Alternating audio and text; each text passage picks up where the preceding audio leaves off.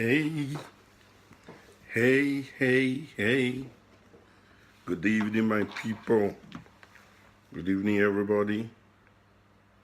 You are welcome to today's special broadcast.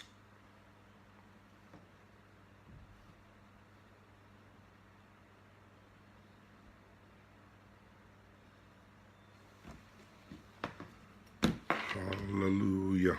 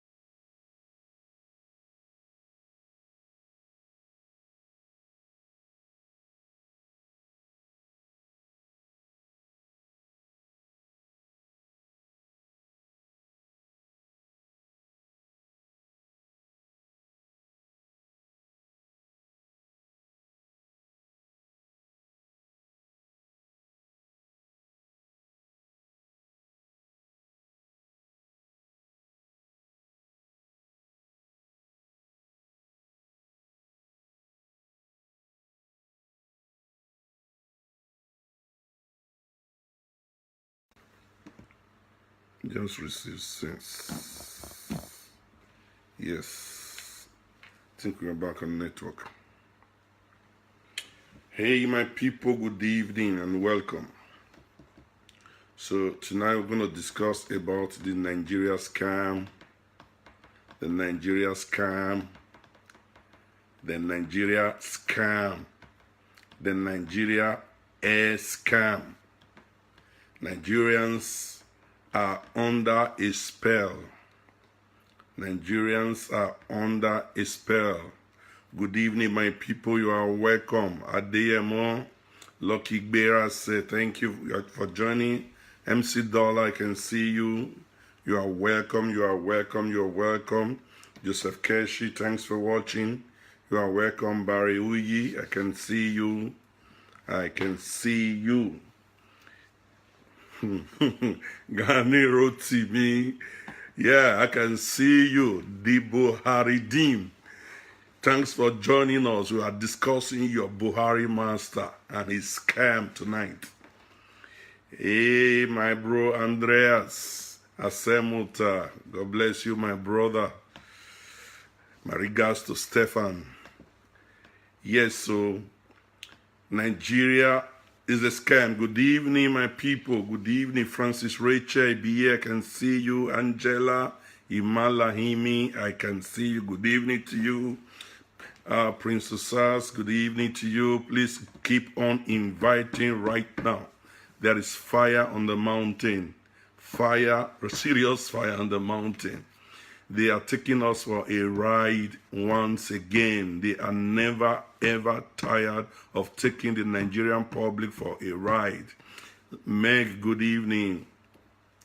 Abi, Comfort, Amanda, soon I can see you. Abosede, Godala, can see you. Osa Ehige, I can see you, Osa. Thanks for joining. I know you love to join because you have been arguing with me since you so much on the support of Buhari. Well, you and I may have different opinions when it comes to this Buhari government, but you are still my friend, bro. You are still my brother. I don't know Buhari from Adam, but you and I, we've been bosom friends. We've ate together, we've drank together. So you are my homeboy. So no matter the political differences, Efe Akbos Wori Akbos, how are you? Mavo Obuwemi Doi Abosede Godala. Yeah, Abosede Egodala. Osaige is your cousin for life, Avi, and he's my bro for life, but we don't meet eye to eye on political issues. We are on different sides of the divide. He is he is a leftist and I'm a rightist. So it's like that. But he's still my homeboy. Anyway, please begin to invite, because this is a serious matter. And like as always, we are going to tackle this matter from different perspectives. You know, the debate has been on. People have been airing their opinions, and people are for, and some are against, and some are standing on the fence, and some are totally confused. They don't really know who is who. Some people don't think a government can be this blatant in lying, you know. For that reason, they are forced to still think. They have said, will I say you and me will be both some friends. So it is funny that the amount of evil being perpetrated by some government is so glaring and so magnitude that a sane human being will not believe that his government can be that bad. And that is why so many of us are still supporting this mess, and some of us are still waiting until it unfolds. You know, they wait until it unfolds. They tell you, why don't you just wait and see? No, you see, when you have been waiting and seeing and waiting and seeing and waiting and seeing for so many times, you will be able to forecast. You know, you will be able to forecast when the sky is cloudy. You will know it's going to rain. You know, you will know it's going to rain. So once in a while, a topographical event may overtake the situation and blow the cloud away, but it will still rain, but not in that particular environment. It will not blow the cloud away to another area, but it's still going to rain. That is the problem. You know, the reason why some of us are so outspoken against this mess is because we know their antecedents. We know what they have been doing. We know this is what they have been doing. They have been perpetrating this evil for a long time, and we know how they do these things. So we are not going to sit back and keep quiet and watch ourselves be entrapped. You understand? Watch the innocent be entrapped. That is why we are speaking out. This Nigeria air is a total scam, and I'm going to tell you why. I'm going to tell you why it is a scam. There is no meat in it. No meat, no skin, no bone. It's a facade. It's a facade, all right? No meat, no skin, no bone. Nothing in it. It's just a wash. Because it does. This is not how things operate. Even a government, even an individual cannot operate like this. Even a business, for God's sake, you don't even operate a one-man business the way the government is trying to do this business. You don't do it like that. A one-man business. You don't do it like that. Not to talk of a limited liability company, or not to talk of a corporations, or not to talk about enterprises, or not to talk of a whole government business, big government business, and they are going about it as if it is just. I don't want to call it in Benin what we call boju as a plaything, just something to play. You know, a make-believe, like a movie.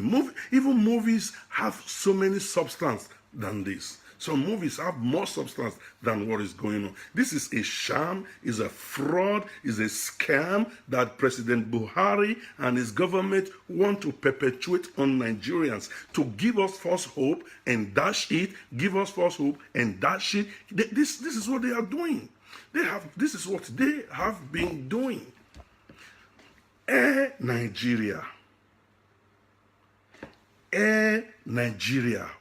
Wow. How beautiful it looks. How I wish I want to leave my country, go to the airport or go to the internet, surf the net. I go to whatever travel website, purchase my ticket online, pay with my credit or my debit card, and I have my ticket on my email, and Air Nigeria, Lagos, Frankfurt, or Benin City, Frankfurt.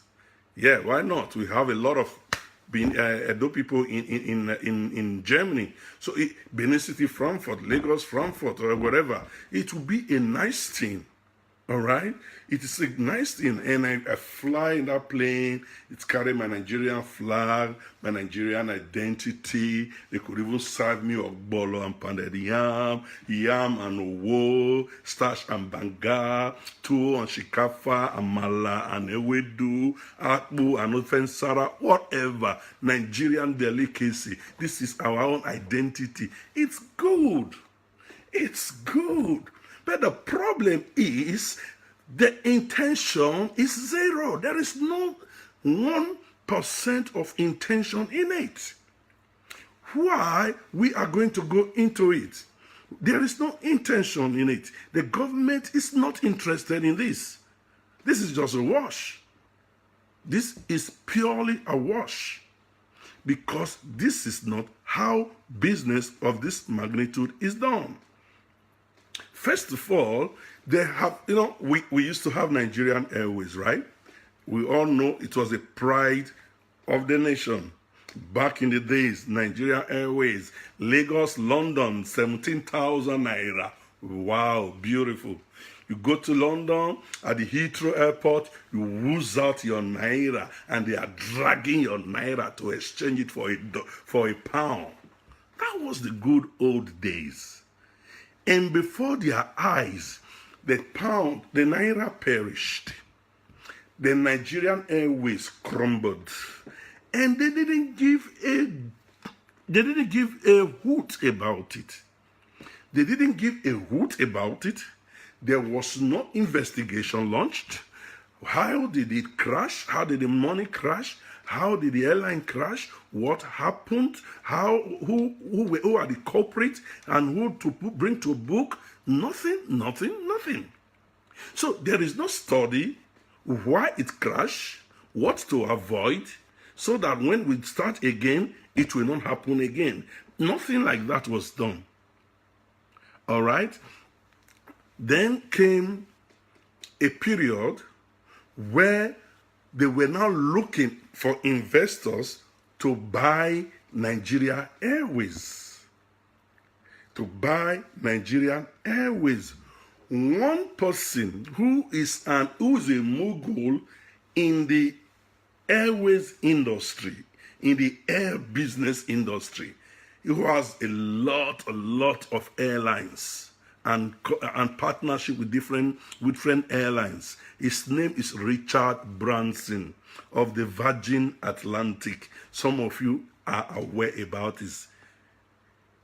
So Richard Branson came into partnership with Nigeria Airways, and they rebranded it, and they did what they have to do. He brought his name. They now rebranded it and named it Virgin Nigeria. Okay, or rather, is it Virgin Nigeria? Because the owner of Richard Branson is the owner of Virgin Atlantic. So they now rebranded Nigeria with Virgin Nigeria, with him having some percentage, about 49%, and probably Nigeria having 51%, which is a good deal. Less than 2 years, Richard Branson regretted ever bringing his name, his money, his resources into Nigeria and into Nigeria Airways. Then he pulled out of it and refused to even leave the name Virgin attached to Nigeria. That is how rotten Nigeria Airways is. How rotten. Okay? Now, the same Nigeria Airways, nothing was launched to know why Richard Branson pulled out, or the problem he encountered. An investor who is into business, in aviation business, he could not succeed. He ran away and took his name away.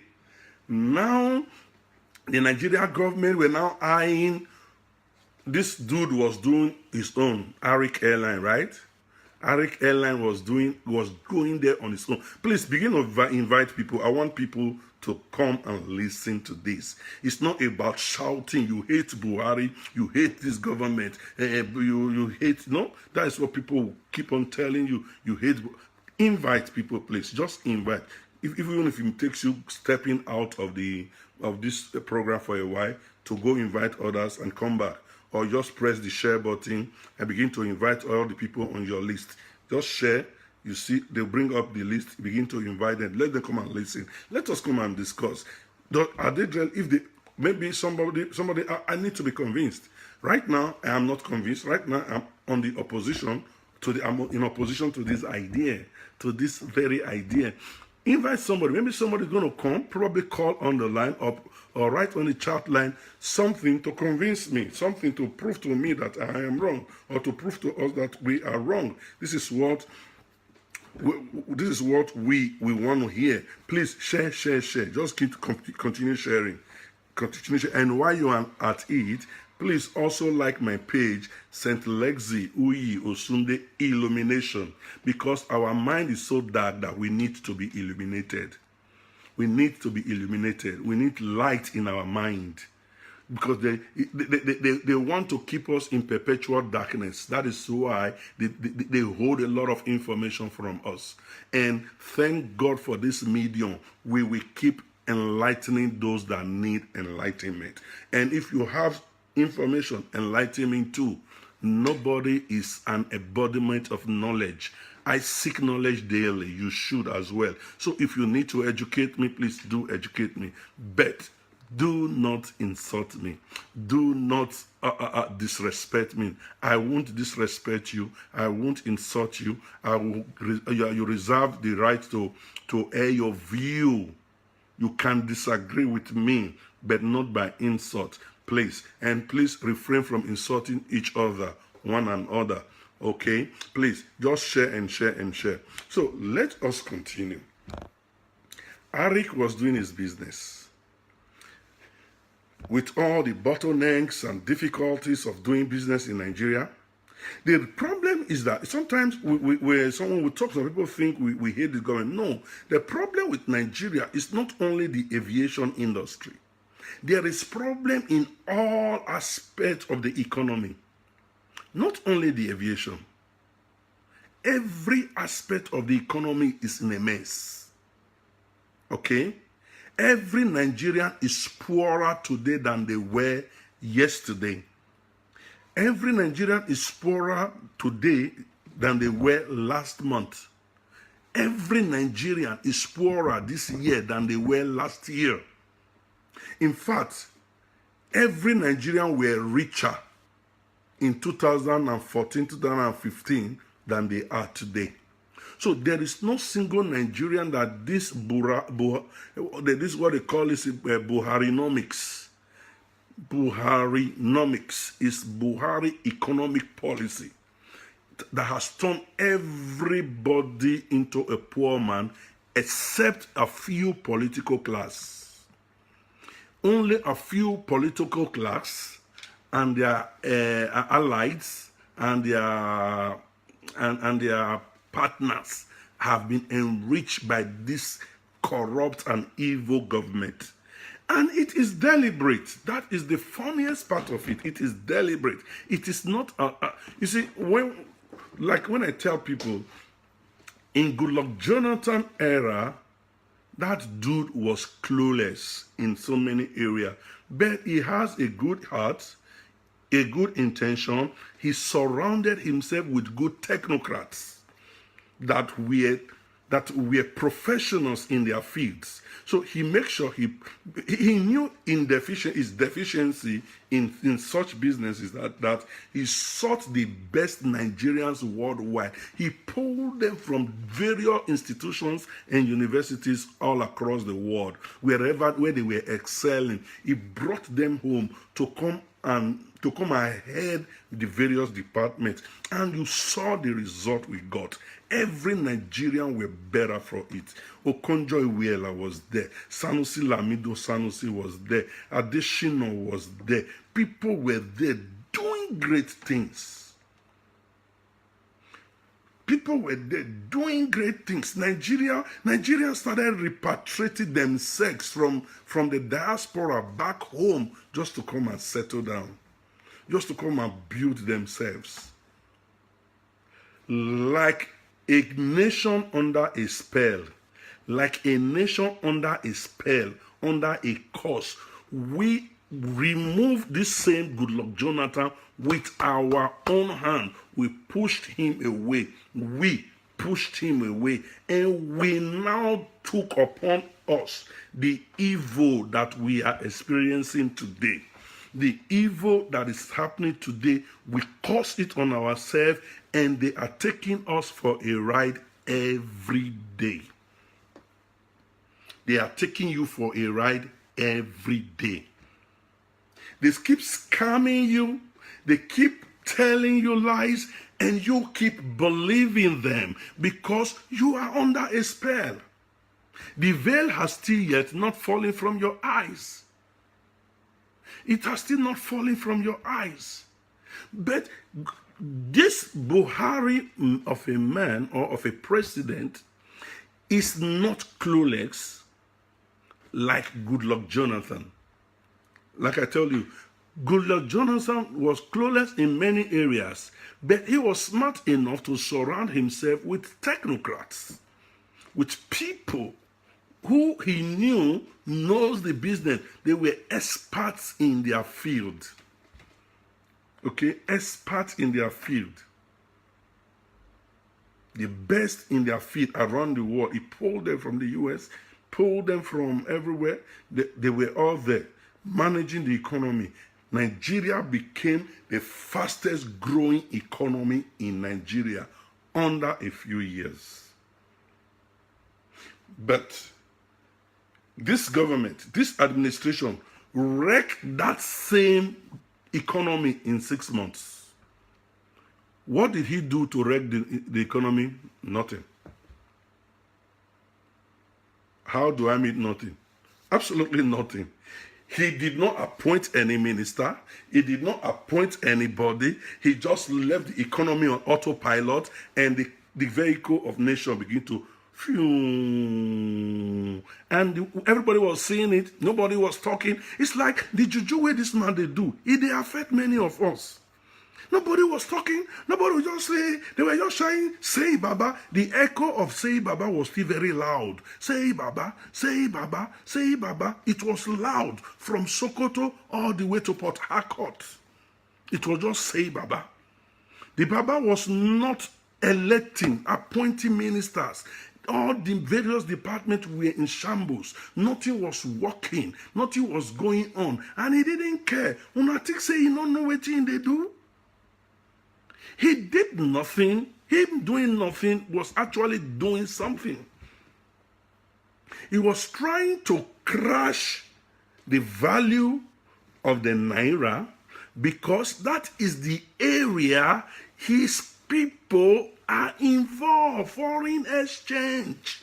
Foreign exchange. You see, without that foreign exchange, money will not go to that department.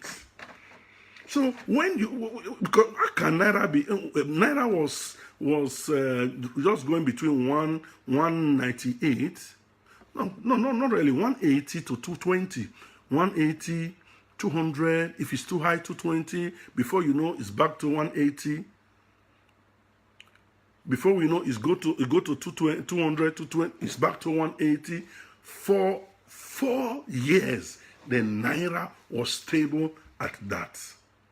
But it was bad business for the Aboki, borrow the change or the Malan, because they couldn't, because the business was, business was just normal. But immediately he crashed it. Crashing it means you have to go, the exchange rate became very impar. You can buy, they know how they do this. You can buy dollar today. You can buy, dollar today, and he knows what they are going to do in the next 3 days to make it rise 10 times higher. And you go and sell it tomorrow. And they are the only ones that have access to this hard currency from the central bank. This is selfish interest. Why? Because Nigerians are never one. Forget the idea of saying Nigeria are one. Nigerians have never been one. We may become one. I don't know yet. But right now, Nigeria has never been one. You said you read that it's 5% Nigeria have in Air Nigeria. It's very bad, bro. Who come to Air Nigeria? I'm just giving you preambles. Just giving you preambles so that you give time. I give people time to invite others to come and join us. When we are about 100 people online, then I could probably start, because start discussing this Nigeria Air thing, because this is the real reason we're here. I'm giving you a preamble. I'm giving you a preamble. This is what Buhari did. And they continue doing this by heating up the polity, hating up a lot of sentiment against the government. You know, Nigerians hate government. Nigerians generally, we hate government. Every government is bad. You know, actually, in all honesty, there are so many people right now that just hate the present administration, not because they know any of the evil they are doing, just because they don't like government. Any government that comes is na government make us they suffer. Na government make me not get job. But this is not what we're talking about. So there are governments that have ruled. It's not about them and us. But Buhari's case is different. Babangida was bad, but his case is different. Abacha was evil. His case is different. Buhari's case is deliberate. It's deliberate. And I will explain. Okay, you are learning the preamble. Yeah, the preamble, the preamble needs to be good as well. It's not just to give you outdated or fictitious or interesting information. No, even if it is preamble, it's still going to be good information. That's what I mean. The way I say preamble is because it's not related to the Air Nigeria thing. So now, talking about the Air Nigeria thing, the reason is this. I am talking again. Buhari government came into power by pure propaganda. We know that. Pure propaganda. They came into power by pure propaganda. We knew how it went. We knew how it went. We knew how they passed. They made the West side against the President Goodluck Jonathan administration. We knew how. That is why I admit I used to argue that Goodluck Jonathan was not clueless back then. I used to argue that, but I did not argue them later after seeing what happened in 2015. Because if Goodluck Jonathan was smart, if he understand the dynamics of Nigerian politics, especially northern politics, he would not play the game he played. You understand? So it was just a setup from the beginning. First of all, they passed the anti-gay law in that chamber. And the anti-gay law is a law that the northern Muslim house voted against. You understand? They voted against it massively. So it was a law that was initiated by them. They voted against it massively, and they compelled him to hurriedly sign that agreement. They understand the Western orientation and their interest in anti-gay law. Goodluck Jonathan didn't know that. Goodluck Jonathan didn't know, and then heaped up sentiment in the politics. Generally, an average man hates gay activism and lesbian, whatever, LGBT, whatever. Nigerians don't like it. Yes, Nigeria, they capitalized on that, whipped the sentiment out. Nigeria was online. People were shouting, yeah, sign it, sign it, sign it. America said, don't sign. Canada don't sign. If you sign, we will punish you. We will punish you. And Goodluck Jonathan should have just paused, not be signature. Not the signature. Now that one be the thing they kill us for Nigeria. Now gay matter, they never legislate better thing. They legislate against gay. This person that was sitting down in the house to legislate against gay was having a 15-year-old bride in his house. What was his name that time? Was it Ali Modu, whatever? Is it Ali Modu Sheriff that married that 15 years old Egyptian girl as the number 4th wife? They weren't legislating against that. They legislated against this, set Goodluck Jonathan up, and my bro assented hurriedly. It fell into the hand of Barack Obama, the UK, and the British, and the Canadian. And there was war. You needed weapon. There was war with Boko Haram. You needed weapon with the Boko Haram. And your NSA is one of them, Dasuki. Now, and all the people, you know how they employ themselves. Wherever they are employing, they employ themselves. They don't give any hoot about you when they are doing their employment. They don't care. They can employ a whole village. If a Fulani man is in power and is in charge of employment, he can employ his own villagers to fill 100 positions. He doesn't care about you and does not care. And there's nothing you're going to do. As long as they have their person at the helm of their affair, there's nothing you're going to do. So that's how they did it. They employed them. The people in the NSA, they are at the top military echelon. They were there. Now you needed a weapon. Goodluck Jonathan wanted to buy a weapon.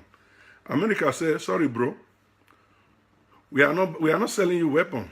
Why are you not selling me weapon? And there are cases of human rights violation in your military.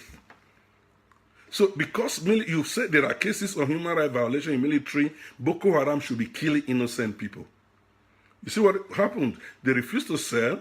Now, Goodluck Jonathan was now forced to go into alliance with an Israeli military contractor who now went to buy weapons from Russia. So because they were blocking, they are monitoring these military weapons and money transfer and all that, we could not transfer money to do any legitimate business to buy weapons because there is what they call embargo on Nigeria. So they have to go to the black market to go and buy weapons. So what do? They now took physical cash. Taking physical cash, and renting an airplane. When they were going to rent an airplane, which plane did they use? They now went to go and charter an airplane belonging to Ayo Orisha-Jafo, who was the Crown President. And Ayo Orisha-Jafo jet was put on lease, given to a company to lease because they couldn't maintain or what was business for them or whatever. Now, there are countless of private jets in Nigeria. Dasuki didn't lease that one. He went to go and lease. You see, these people are smarter than you politically. They're going to go and lease Orisha for jet. They used that jet to fly to South Africa. The same people that leased the jet leaked the information to press, and they went and the same people leaked the information to South African government that there is cash in that private jet, just to tarnish the image of the former president. And there was a lot of hula baloo. And Nigeria said, yeah, hey, ho, pastor, come president, hey, yeah, buying weapon, hey, for Biafra, hey, for Avengers. They twisted. In short, Nigerians became confused. That is the game. Top-notch political game. Satan has never still open eye. When it comes to politics, now we be the malu. You get where our sense waka go, don't be politics. This Malu, people who know they call Malu, they get political sense more than Una. Like I told you some time ago, you will never see an Hausa Fulani guy without a transistor radio. Never. It's either that their music or politics. So please, let's go on. Now, this is how Goodluck Jonathan lost the power. The West was against him. Most Nigerians were against him. The Southwest was against him. Apart from the South-South and the Southeast, he lost out of 6 regions in Nigeria, he lost 4 regions. He lost 4 regions. So, that is it. Okay. Now, let's go on. This propaganda has been working for this present administration when they were in the opposition. They used propaganda to come into power. And since they came into power, they have been ruling and deceiving Nigerians with propaganda. Have you not noticed how funny that every complaint from Nigerians, their answer is PDP? How do you expect us to repair the rot of PDP of 16 years PDP rule in 2 months, in 1 year? Give us 2 years. Give us 3 years. Give us 4 years. Now give us 2 tenor. So this, they have been always saying anything, every error in Nigeria is PDP, as if Nigeria economy was grounded in the last 16 years or 16 years. Nigeria, was it 2 weeks ago? I did a discussion about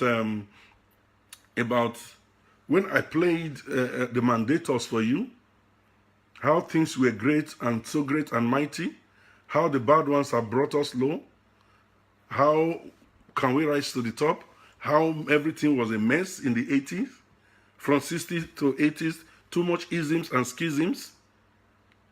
In 1980, Nigeria was already a mess. Under Buhari regime, 1983, Nigeria was a mess. So this is the same thing. As at then, he was blaming Umaru Diko. He blamed Umaru Diko. He blamed this one. He blamed that one. He blamed everybody. He arrested. He came to a point that he will arrest you if you are taking a lick on the street, because now you make the economy bad. So that is the kind of person. So this government thrive on propaganda. They never accept errors. They never accept defeat. They never accept fault. They never take blame. Whatever is wrong in Nigeria, everybody else is wrong but them. It is either PDP is caused it, or Goodluck Jonathan caused it, or the patient Jonathan caused it, or opposition governors that are still in PDP caused them, or you that is listening to me now, you lazy youth, caused it. So they have never themselves take blame. They share blame to everybody. The people that have never taken blame in Nigeria are themselves. This President Buhari himself, his cabinet, all the people he surround himself with, they have never taken blame. Boko Haram have never taken blame. Even Fulani herdsmen are not wrong. These are people they pay them. They pay Boko Haram. They pay Fulani herdsmen. They pay not to kill. They bribe them. You think this is just a game? They bribe them. They are not at fault. Because if they are at fault, they will be arrested. The reason they are not arrested, because it is not their fault. Whose fault is it? You. Now they provoke them to they kill you. They will tell you, don't you know a Fulani man loves his cow more than anything, more than life? So if you kill a Fulani, a cow, he's ready to take life. You don't blame them. So the latest propaganda now is give them land in your village, give them land in your state, give them land in your local government so that they will not come and kill you. Adesina say na person wey dey life na im dey fight for ancestral land. In other words, if you no want make you die, give them your ancestral land so that make them not kill you, because they are not wrong. Kaduna state government says they pay Fulani herdsmen money not to kill. Buhari gave money to Boko Haram people to bring the Dapchi girls back. And while he was negotiating for the Dapchi girls, then the Boko Haram told him, there is one Dan Iska where he refused to convert to Islam. Her name is Leah Shaibu. We will not relieve that one. The guy said, Ayo back with me. I want to Dan Iska. If you not want convert to Islam, make it go. Make it waka. They brought every other people except this Christian girl. And your president not bite an eyelid. He don't care. I was watching a few days ago, a police officer in Ghana molested a Ghanaian citizen who went to a bank to do some complaint. He molested that Ghanaian citizen. Just 2 days ago, Ghanaian president over the molestation of one innocent Ghanaian citizen, addressed the whole nation and condemned the action of that police officer and decide to take action. Only say police slap person for Ghana. Nigeria, they butcher people like Malu, that they tell you, say, the president, they bribe them. So this country has been thriving on propaganda. So when people like us are talking, don't tell us to wait, because we know. We know. The reason they succeed this much is because our people have not been enlightened for a long time. Because they control the media, they control TV, they control radio, they control the newspaper. So they had a stranglehold on us. They tell us what we want to know. But now, thank God, then some people say that devil bring internet. Well, thank God for permitting the devil to bring the internet.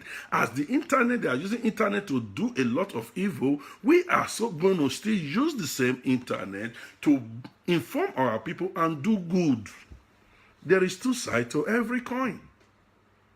There's always two sides to every coin. So thank God, with the advent of internet, they cannot muzzle us, they cannot shut us up, they cannot quieten us, they cannot say shut up. No, if they shut me, you won't shut up. If they arrest one, they can arrest you. So the information is already there. So if today, if one person is silent, another voice will pick it up. It's like that. That's how it is. Just like what happened in the Bible.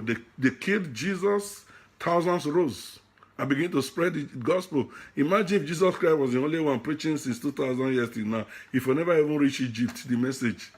Only him. I want to do. So it's like that, my people. So these people, they have been succeeding in their propaganda for a very long time. They have been succeeding in their propaganda, and it has been working for them. Even as we speak, it's still working for them. Because even as we speak, when people like us talk, it is friends, family members, colleagues that will tell you to shut up.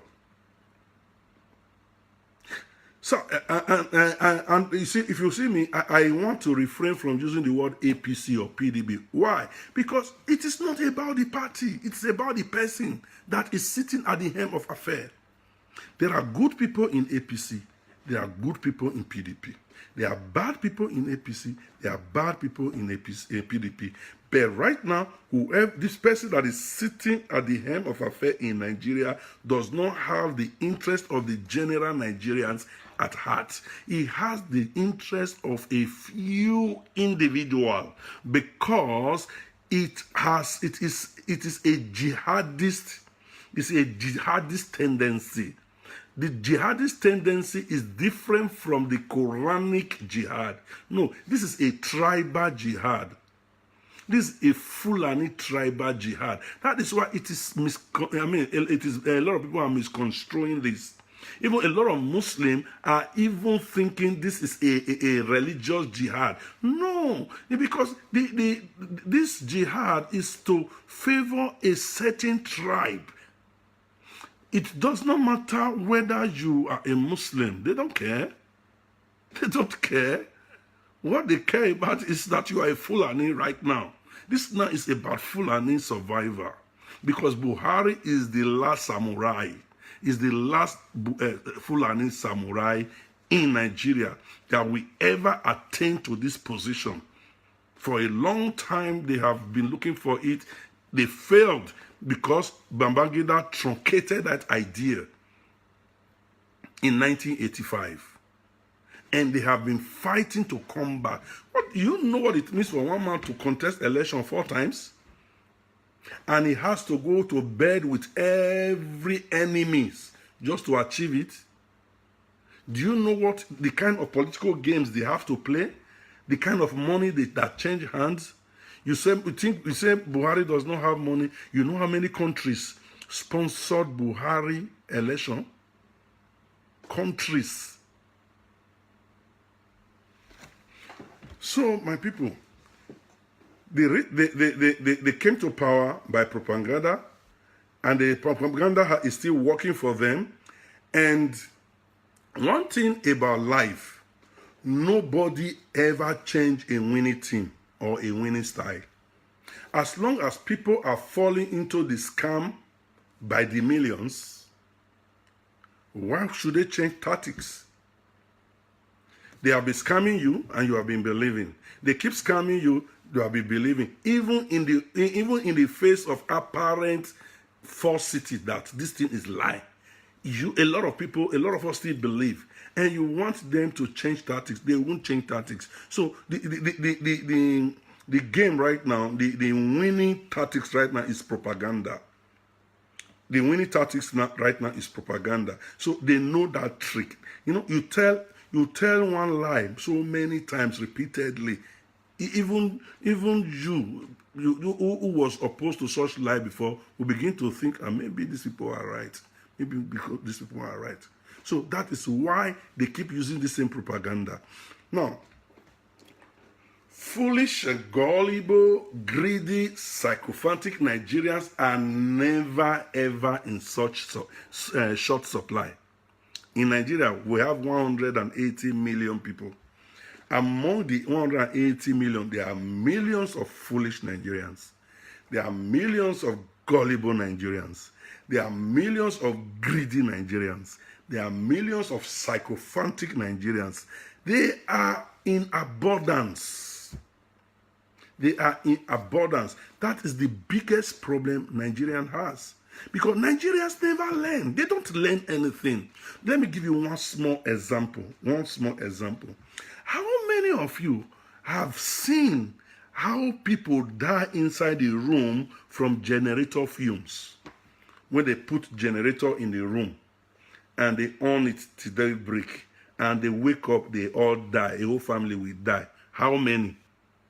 Since how many years?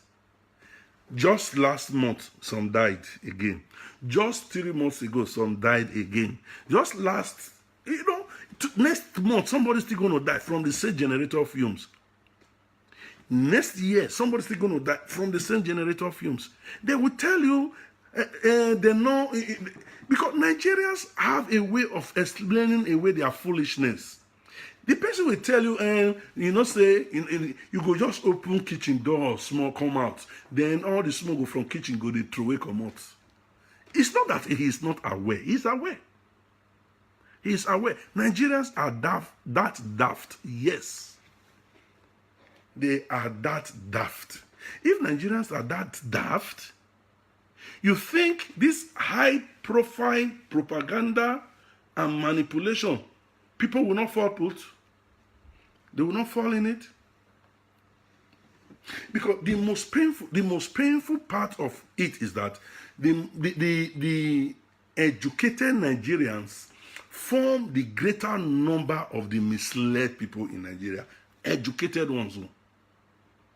Please keep inviting, keep sharing this video, keep sharing and keep inviting. The educated Nigerians are the most gullible. Now they go school paths. Now they be professors. Now they be doctors. Now they be lawyers. Now they argue with you past. They will tell you, say, what do you know? They will argue. Yet they know nothing. They know nothing. A Fulani man with a common transistor radio have more information than him. But because he saw the flash line on news line or news at 10, he thinks he knows it all. These are the same set of people that never do any research. They will not do any research.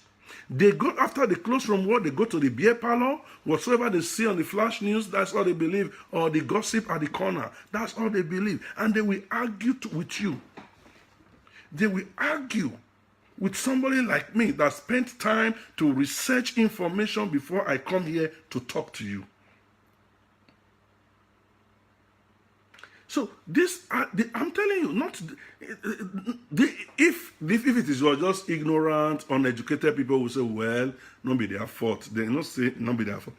The most dangerous one are the educated Nigerians.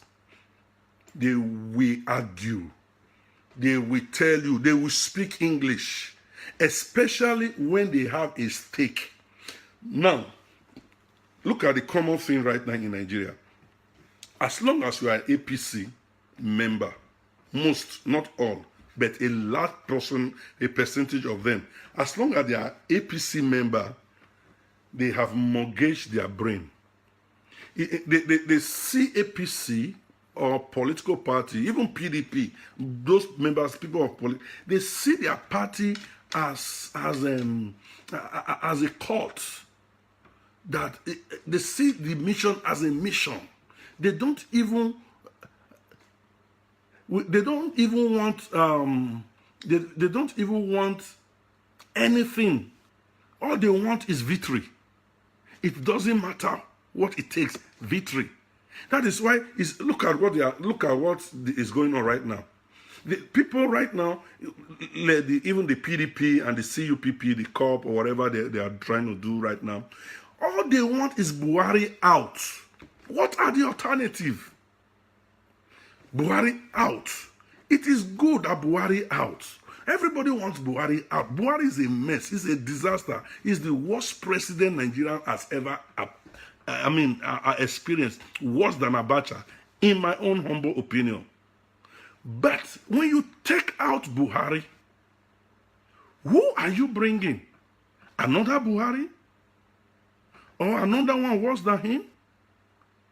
So my question is, should we, because we don't even know who's coming in, that we should let Buhari remain? God forbid, Buhari must go. But while you are trying to push out Buhari, who is that credible human being you are succeeding, you are bringing in to come and replace him? Why should it be just because Buhari must go out? Buhari must go out. That's the same thing that put us in this mess. Jonathan must go. I mean, not Jonathan. It wasn't against Jonathan. It was against PDP. PDP has been ruling for 16 years. They have to go. They have been boasting they are the biggest party in Africa. They have to go. They have to go. They have to go. And they pushed them out. And when they pushed him out, who came in? A demon. So it is not about APC. It is not about PDP. It's about a good man sitting on the throne or sitting on that position with the hearts and feelings for the masses. If you don't have such a person, we are in a mess. We are in a mess. Now, election is coming. They have goofed. Buhari, his cabinet, his administration has goofed. 100% goofed. All the promises made for the election, none is fulfilled. They dragged us into recession. They barely brought us out of recession. Even now that they say we are out of recession, we are still not feeling the impact of being out. We are still feeling the impact of being in recession, right? So everything's still in a mess. Now, in their eyes, 3 years don't complete. So it took them unawares. They thought, but it took them unawares. Now it's election time. Election is in 8 months. Now look at what happened. And these people, they are so greedy that to the point that they can spend whatsoever amount to do anything. Remember, so how much they spent for Ekiti? They said they were going to share Abacha loot, right? Where is the Abacha loot? They use it to buy votes in Ekiti. I told you guys, you now not believe me. If you know, say you receive money for the Abacha load, because they said they were going to show it to the poorest Nigerian. If you receive money, or the person where you know, or one poorest Nigerian, at least even if you're not poor, you must know one poor Nigerian. And if you know one poor Nigerian that received money from that government, from the Abacha loot, say present, sir. You raise up your hand. Nobody got a dime because they intended to use the money to buy votes in Ekiti. So they shared that money to people in Ekiti. A large portion of that money went to the military. A large portion of that money went to the police. Went to the police. A president that detached 30,000 police officers to cover election for one Saturday. So all those Abacha loot went there. All right. Now, if they spend that amount to bribe in Ekiti, now this is general election. 36 states plus FCT, that is 37. Do you know how much that is needed in the midst of recession, when there is no money, where everybody is crying, where the government cannot finance budget, where nobody knows. So do you think, where are they going to get money to buy votes when they have failed the nation? Even when the Northerners are revolting against them. When it was saying Baba, it was a difficult task. Now they are saying Kai Baba and Shame Baba. How do you think they are going to get votes? There is revolt in Kano, in Kaduna, in Abuja, even in Katsina. A lot of people are revolting, even in Katsina. So what do you think? How do you propose that Buhari is going to get votes now that he's recontesting?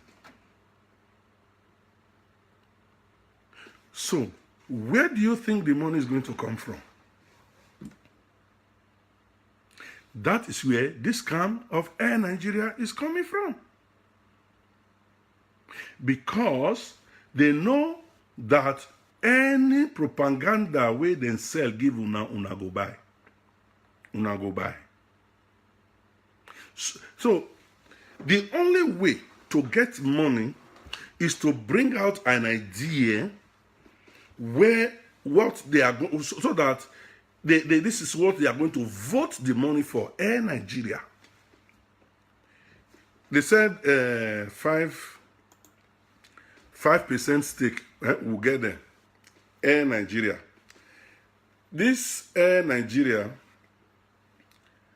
that they brought about, gullible Nigerians are dancing over.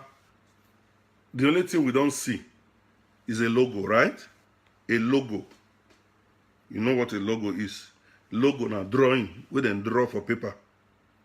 That be logo. So logo na big name. The common name na drawing. We then use paint, color paint, watercolor.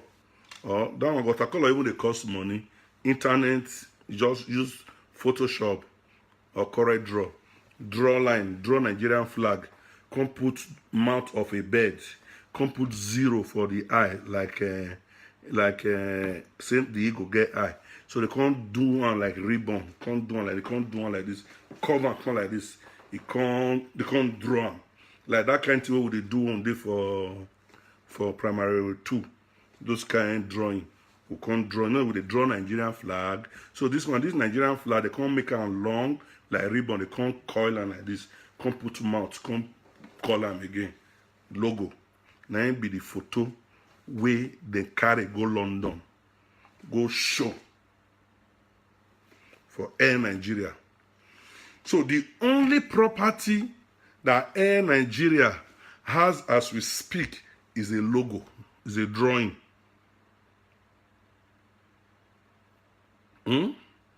So now Nigerian government, they go London, go unveil logo.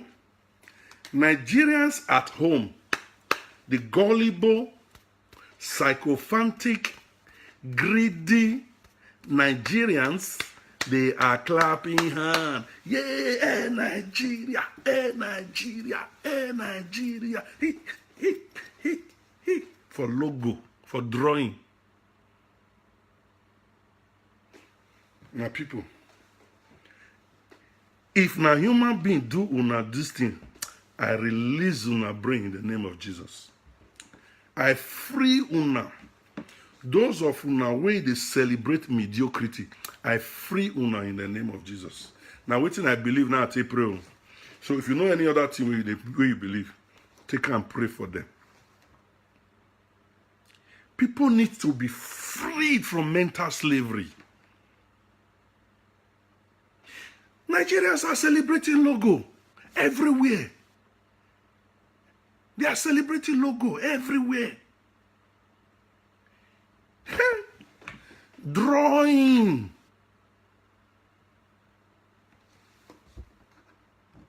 Who do us this thing, oh God? Which sin Nigerians commit? Where put us for this mess? Make God just show us. Make we repent so that we go free. We need freedom. The Nigerians that are celebrating this logo, not be Pekin, no. Not be Pekin, no. You know when your children come back from school, they say, Daddy, I did some drawing today. You say, well, yeah, what did you draw? Yeah, Daddy, it's a beautiful bird. It's a beautiful bird. Wow, Melody, this is a beautiful bird. Wow, then you'll be happy. Now they do also. Then draw plenty with the happy. Hey, yeah. Nigeria must be free in Jesus' name. Now, so we now live in an era where ministers, senators, assemblymen, governors, doctors, lawyers, engineers, we are celebrating the drawing of a logo. We are celebrating the drawing of just a beautiful logo. Wow, green, white, green, Nigeria pride. Oh, and it's an eagle. One guy even said, wow, I can see an eagle eye in the logo. What a very, very technical ideology. I saw the beak of the eagle. The beak of the eagle, not just paint.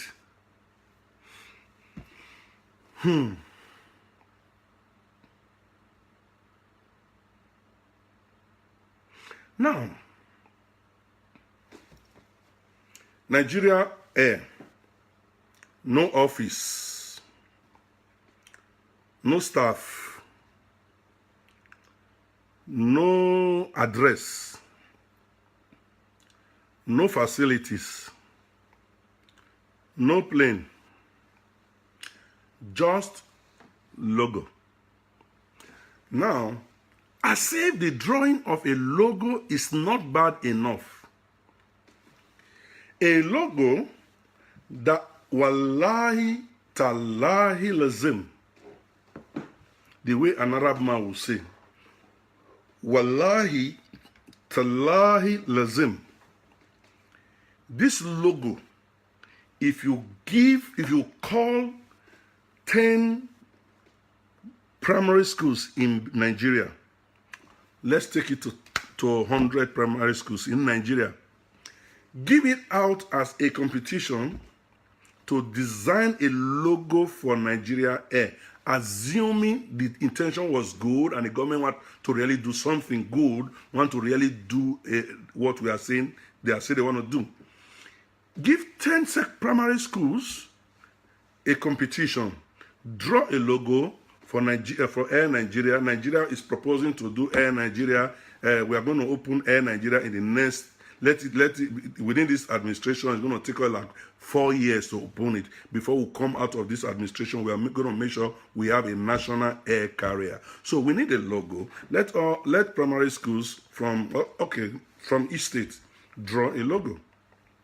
The 36 states, draw a logo. And the best logo will win the competition, and we give that school probably a laboratory or a good library. You know, the winning school. I tell you, Nigerian primary 3 students will come out with a better logo than what we are celebrating now in London, in Europe, America, in Nigeria. For free. For free. But no, Nigeria government took this logo, outsourced it to a company in Bahrain. A company in Bahrain was at, who is the company that the logo drawing was outsourced to. Logo for Air Nigeria, they want drawn, they carry and go Bahrain, and they go tell you, say, make you the buy made in Nigeria. Common logo, they're not even drawn for Nigeria, not for Abuja, not even say company or architect. What the primary school children will do, not make them do. They carry and go Bahrain. Now, Bahrain is an Arabic country which Nigeria never benefit anything from them. Nigeria have never benefited anything from Bahrain. Okay? Now, this is the person, or rather the country that they took this money to. And how much did they pay?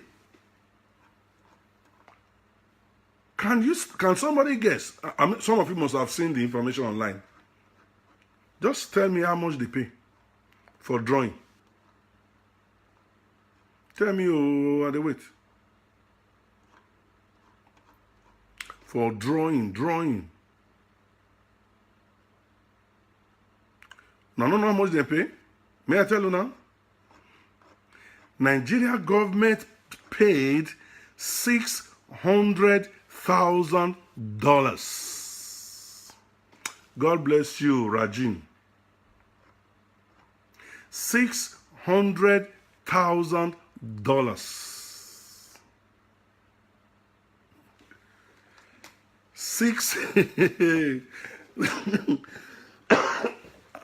Somebody carry calculator. $600,000. That is a little bit over $500,000. What is the today exchange rate? What is the exchange rate for today? Let me see. Let's calculate. When I say, so people are telling me that Nigeria mean business, that this is a true thing. The money, they don't accumulate the money small for the election. No, 475, is that not pounds on scale? Or dollars? Mercy, 360. I think dollars, 360 will be more accurate. Now, let's say $600,000 times 360. Now we have 216 million. We have 216 million naira just to draw a logo for the government of Nigeria, Mr. Integrity. Mr. Integrity. Now, let me tell you, okay, let me tell you the reason it went to Bahrain.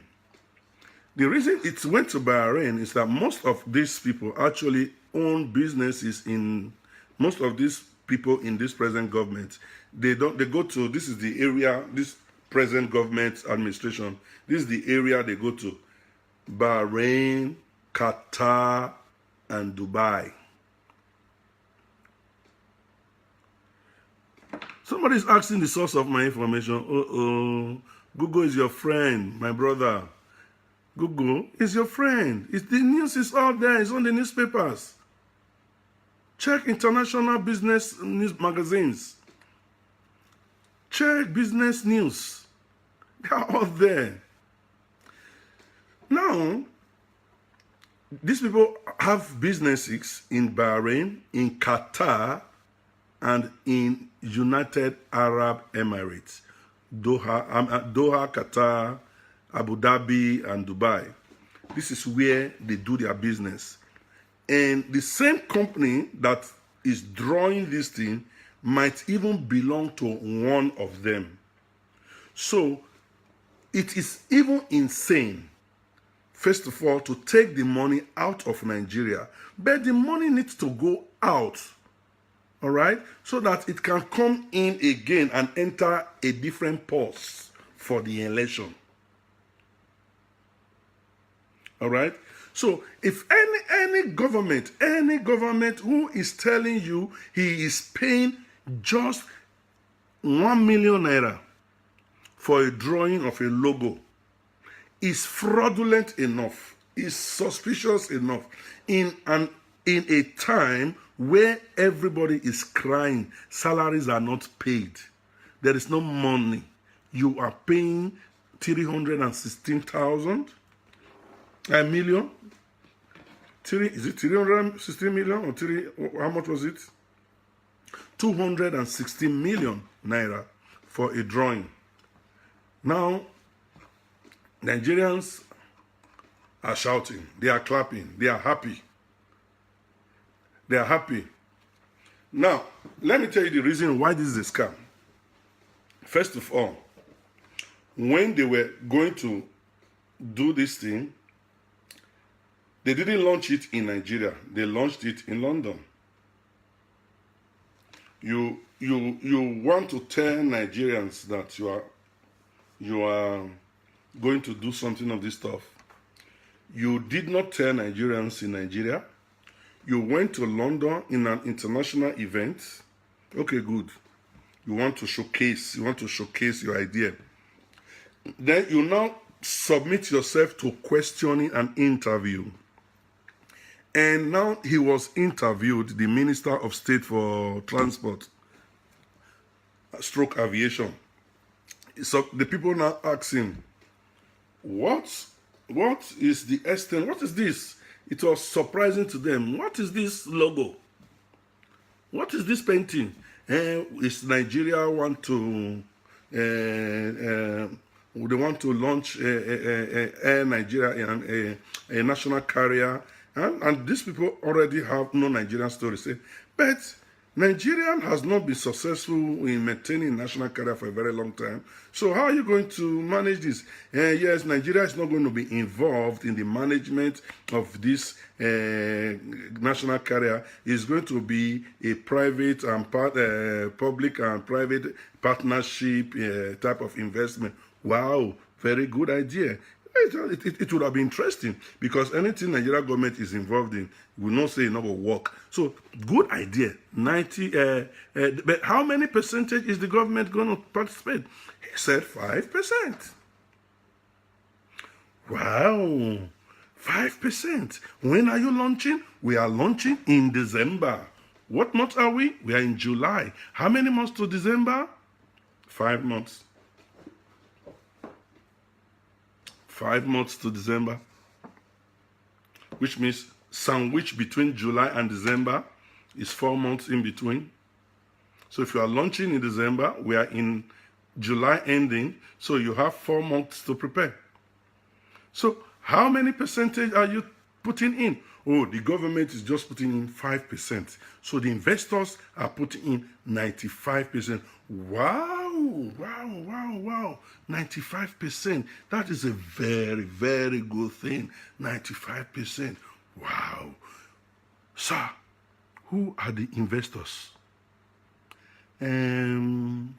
We are talking to some people, we are talking to some investors, and we are hopeful. Jesus, you have 4 months window to start launch in December this year. You are still talking to investors that are going to invest 95%.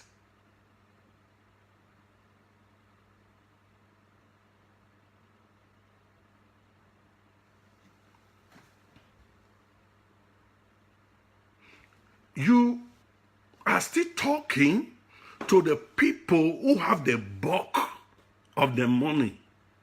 You are talking. There is no agreement yet. You may have not even, maybe they have not even found. Now, you will now talk in August. This month is August. You will talk in August. You will now agree in October and September. You will now send a memorandum of understanding, business, or probably they will now do consultation, whatever. In short, talks like this can take a whole year. If this was genuine, discussing with government can take a whole year. Investors going and coming. This is big business. We are talking about aviation. So not be coolie business, not be ice cream now, not be suya. Plane. May they ask God is good motors. Iyare Motors, how long did it take them to get supply for 10 buses from Japan?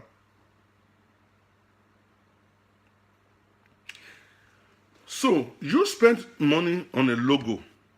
How many of you and the investors agree on the type of logo? If you are spending 5% and we are spending 95%, why must you be the one designing the logo?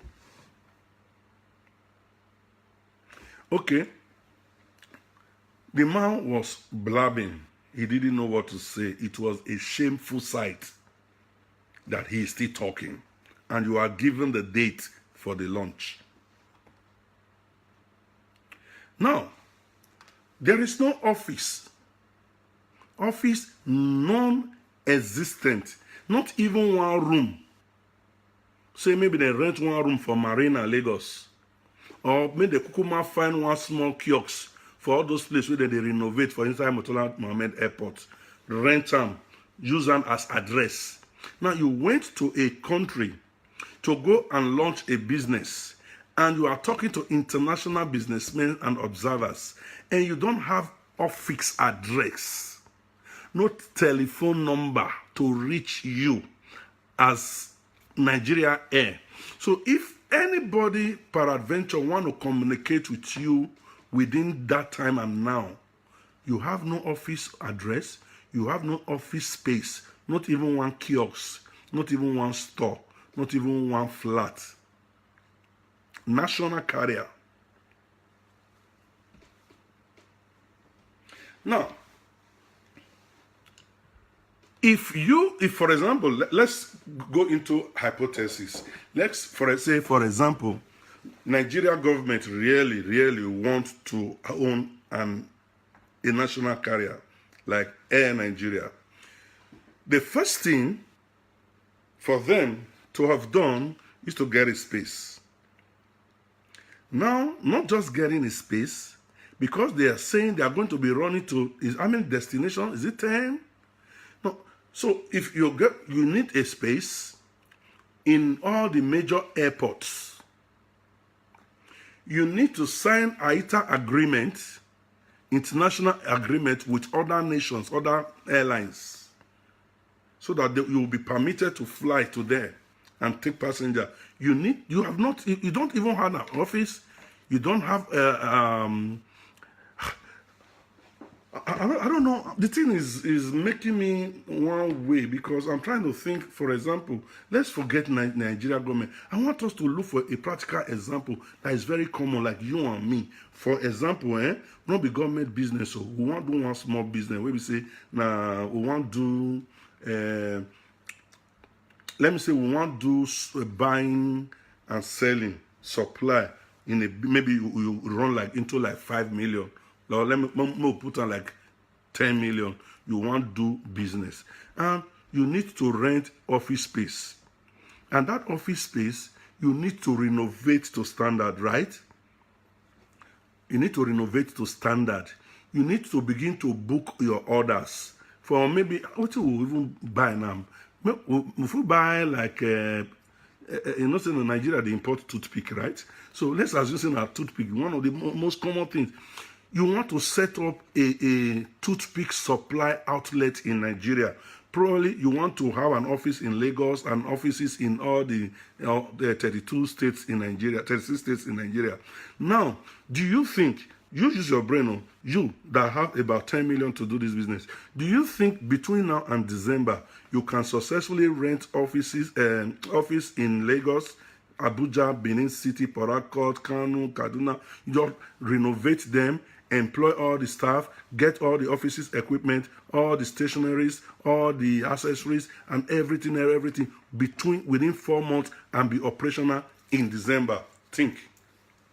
Just only use this small toothpick business.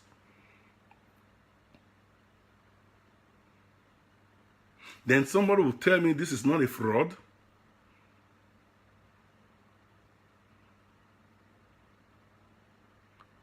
Is this not a fraud? What is your brain telling you from this analysis?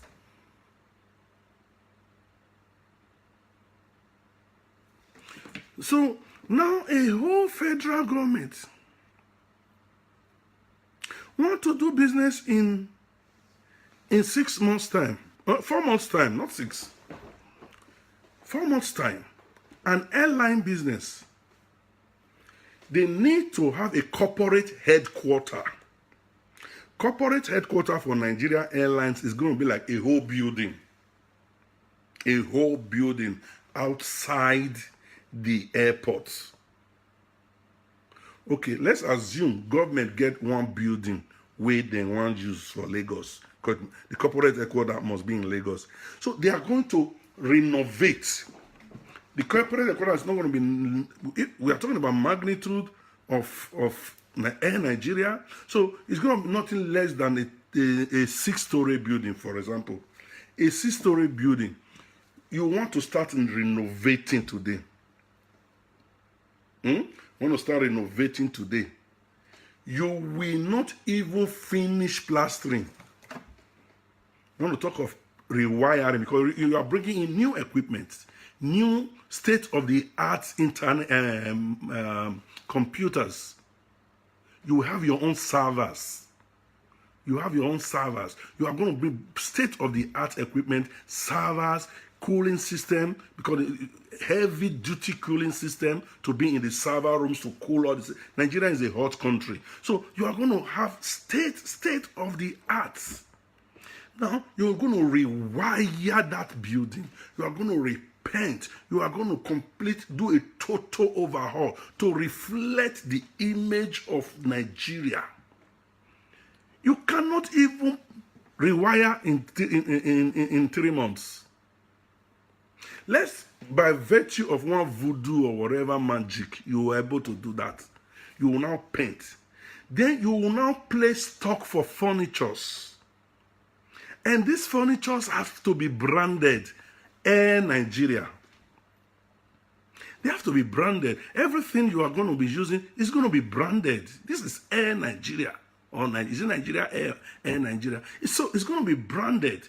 Some will be engraved, some will be stamped.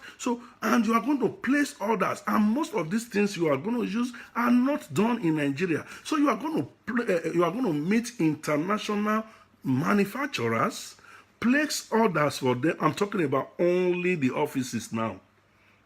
You're going to place orders for them. They will now give you time to create, to customize your products. Your tissue has to be Air Nigeria. Your biro, Air Nigeria. Your lapel pins, Air Nigeria. Your handkerchief, your tie, everything.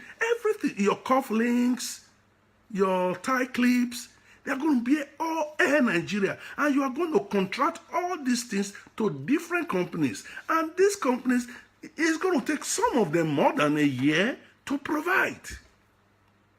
More than a year, because these are customized materials. They are going to, because they are not going to use the normal mode they are using to do other product for you. They are still going to place their own personal order for molds that will fit your own design. that will fit your own engravement, that will fit everything to customize your product for you. So it's going to take them 1 year or more for only stationaries and accessories. Notepads, key cards or key locks, key holders, name it. Branding it is going to take time and money. Now you have 4 months. No office rented, nothing contract, no, in short, no partners. No. So what do they have left? They don't even have, in short, the funniest, no? After having your offices, do you know it is not computer, it's not machines or robots that is going to be using the equipment, even if you have everything in place. You are going to have staff. And right now, we have never read anywhere online or in the media that Nigeria Airways or Nigeria Air is hiring. They are not asking for people to come and submit CVs, and they want to, because if you are floating in a new airline like that, you are going to employ a mass. You're going to employ pilots, air hostess, different security staff. You're going to different accountants, admin officers, a lot of people, cleaners and all that in your various offices across Nigeria and across the world. Okay, let's say across Nigeria, because most of the times in these days, I think they contract the foreign jobs to some agencies, you know, like the ground force agencies and all that. But within Nigeria, so you still need your staff to be. So when are they going to employ this staff, train them, give them orientation, and give them the necessary know-how? We are in information technology. Technology has changed since the Nigeria Airways bankrupt and grounded. So you are going to, you are going to hire people. You are going to send most of the senior staff abroad to go and learn, to go and train, and the training period must coincide with educational season or semesters for the training. So you're not going to take people there anyhow and just bring them. No, you're going to train them. So what time are they going to do this? Or have they done it? So no staff, no office, nobody is on, no advert for placement for staff. So even, let's assume, say they even start for December. Now, the thing still the logo. Between now and December, where are they going to get the passengers? So if they just open, because if it's still in a propaganda stage as at now, our mind, we are still arguing now. So assuming by one miracle overnight, the thing just happen by December, who want to fly them?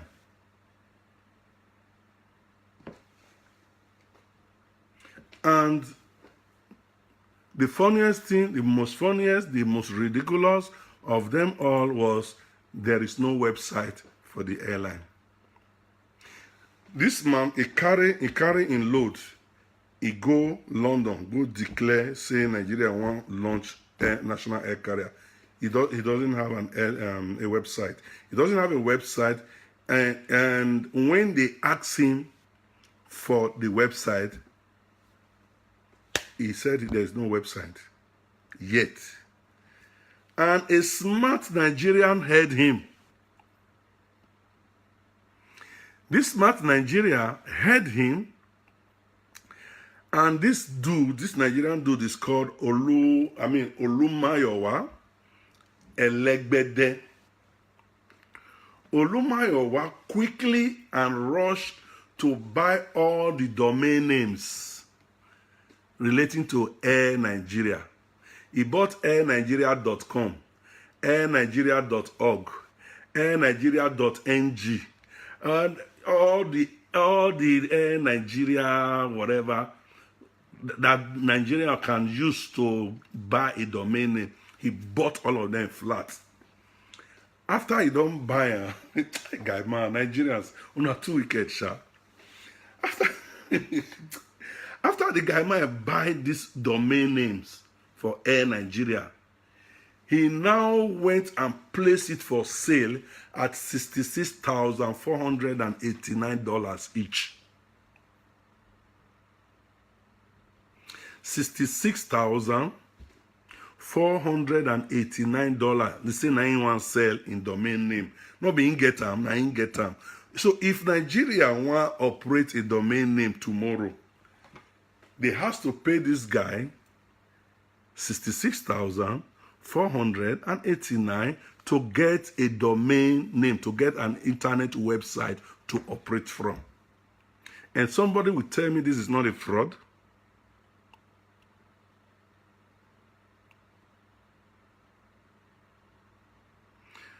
You tell me this is not a fraud, and this that money is about 24 million each. So Nigeria government will be paying. If you want a .com, you pay 24 million. If you want a .org, you pay 24 million. If you want a .com.ng, you pay 24 million. So that guy go hammer. Otherwise, Nigeria they not gonna get website. Or will it not be disgraceful for you to say .com is supposed to be a general name, .org general, ali .ng, which is Nigeria, domain name, which gives us identity. Will it not be shameful to probably go and buy it for Nigeria Airways, Nigerian Air to be operating www.airnigeria.usa or .co.uk or .es as in Spain, or .it as in Italy, or .gro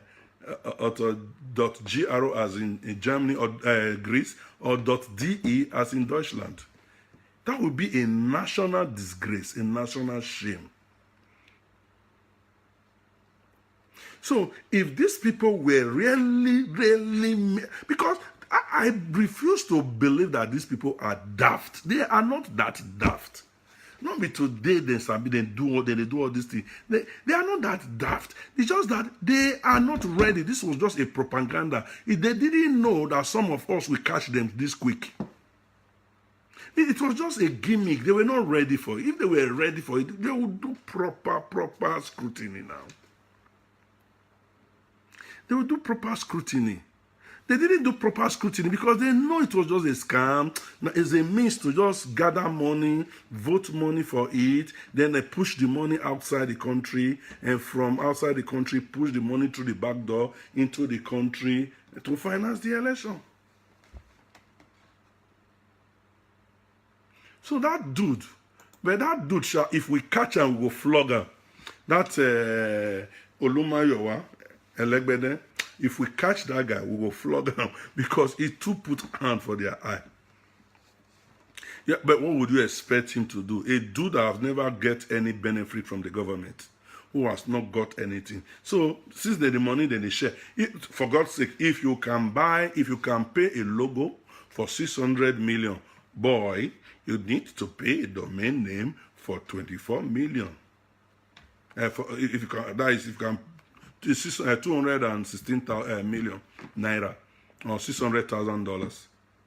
So men pay because even domain name cost past logo. Primary school children feel drawn, but this one say then they buy them. Now that they buy on level. In short, the funniest thing, this domain name is about $11 online. All right, the dude just bought a domain name for about $11 or $15, as the case may be, online, and he's going to sell it for $66,000. Wow, some people are smart, sha. Anyway, now person feed, now maybe in feed. So he was smart enough. Now look at the next scam. Nigeria said they are paying 5%. They are contributing 5% or staking 5% of the total budget for the airlines. And how much is the Nigerian 5%, my people? Make una ask me. How much is the 5%?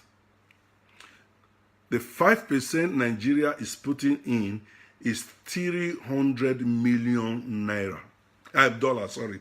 $300 million is the 5% of the total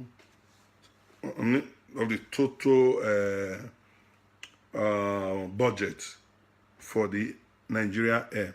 So if I believe we have some mathematicians in the house. Carry your calculator because if 300 million is 5%, which means 10% will be 600 million, right? If 300 million is 5%, 600 million will be 10%. So if 5%, then that's 600 million. If you times that by 10, which becomes 100%, that means it becomes $6 billion. So $6 billion. So which means 300 million, which is the 5%, you minus it from $6 billion. You now have $5.7 billion. What they are telling us now is that between now and 4 months' time, they are going to open the business in December. They've only have 300 million. So they are still looking for $5.7 billion. B, not be the me, the B. They are still looking for $5.7 million to add to their $300 million to give you $6 billion to start up. Now, the people that are going to contribute 5.7 billion, they still have not found it. They still have not found it. He said they are talking. They are talking about Ethiopia Airlines. Ethiopia Airlines is who they are talking about. The same Ethiopia Airlines that wanted to buy Arik Airlines. And when they saw the games on Ghana, they ran away. They said they are no longer interested. They saw all the politics. The Arik Airlines, when the Amco took over Arik Airlines, they were now managing it. Is it Amco or Acom, whatever? They were now managing it.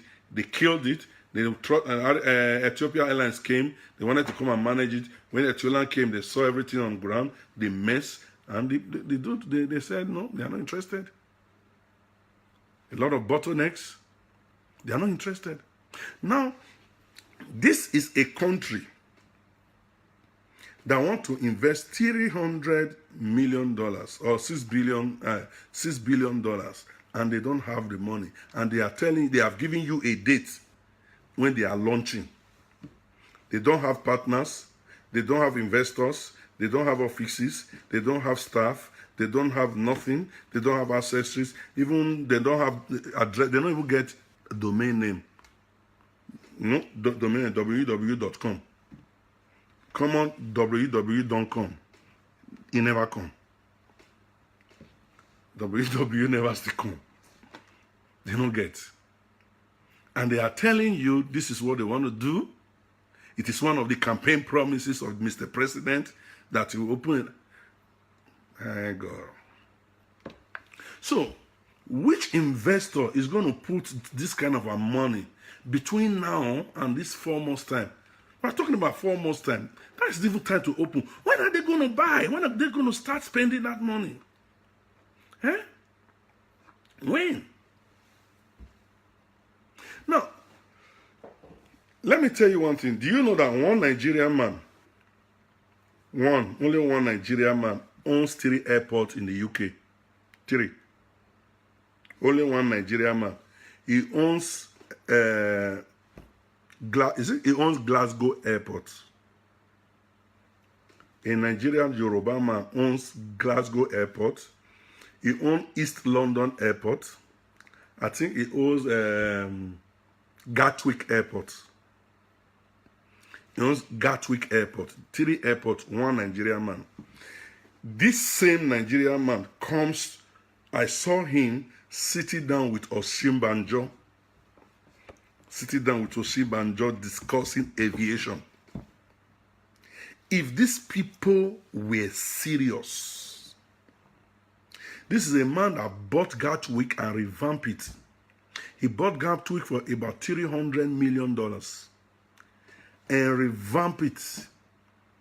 And in about 3 years, he was making $2 billion. He turned the asset to $2 billion.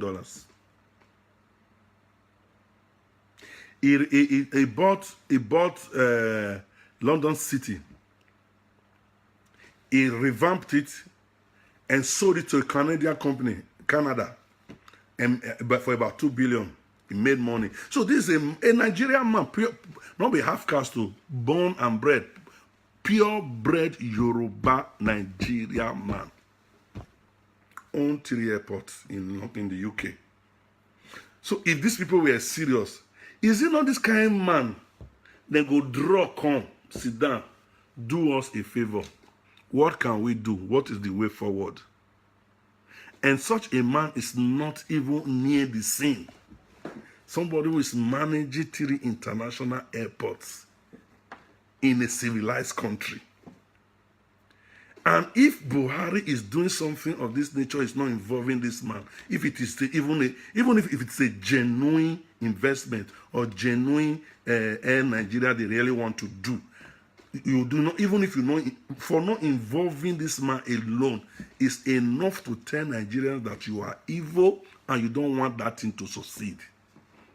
Because you look for the best brain in any field to involve. That is why people, when I keep talking about good Lord, they say you like that man too much. Why I not go like him?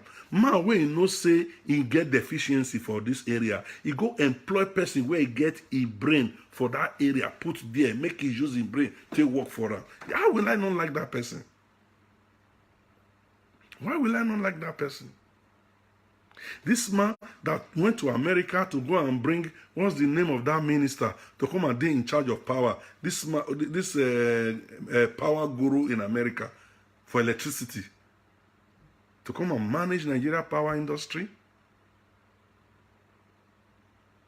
It was when they were wanting to privatize NEPA. That was when the man resigned, because the man company was also submitting proposal to buy some part of NEPA.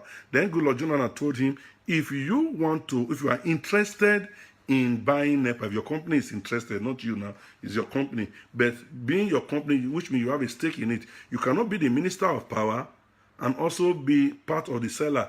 It's either your company withdraw or you resign. And the man resigned. If not Buhari, lie.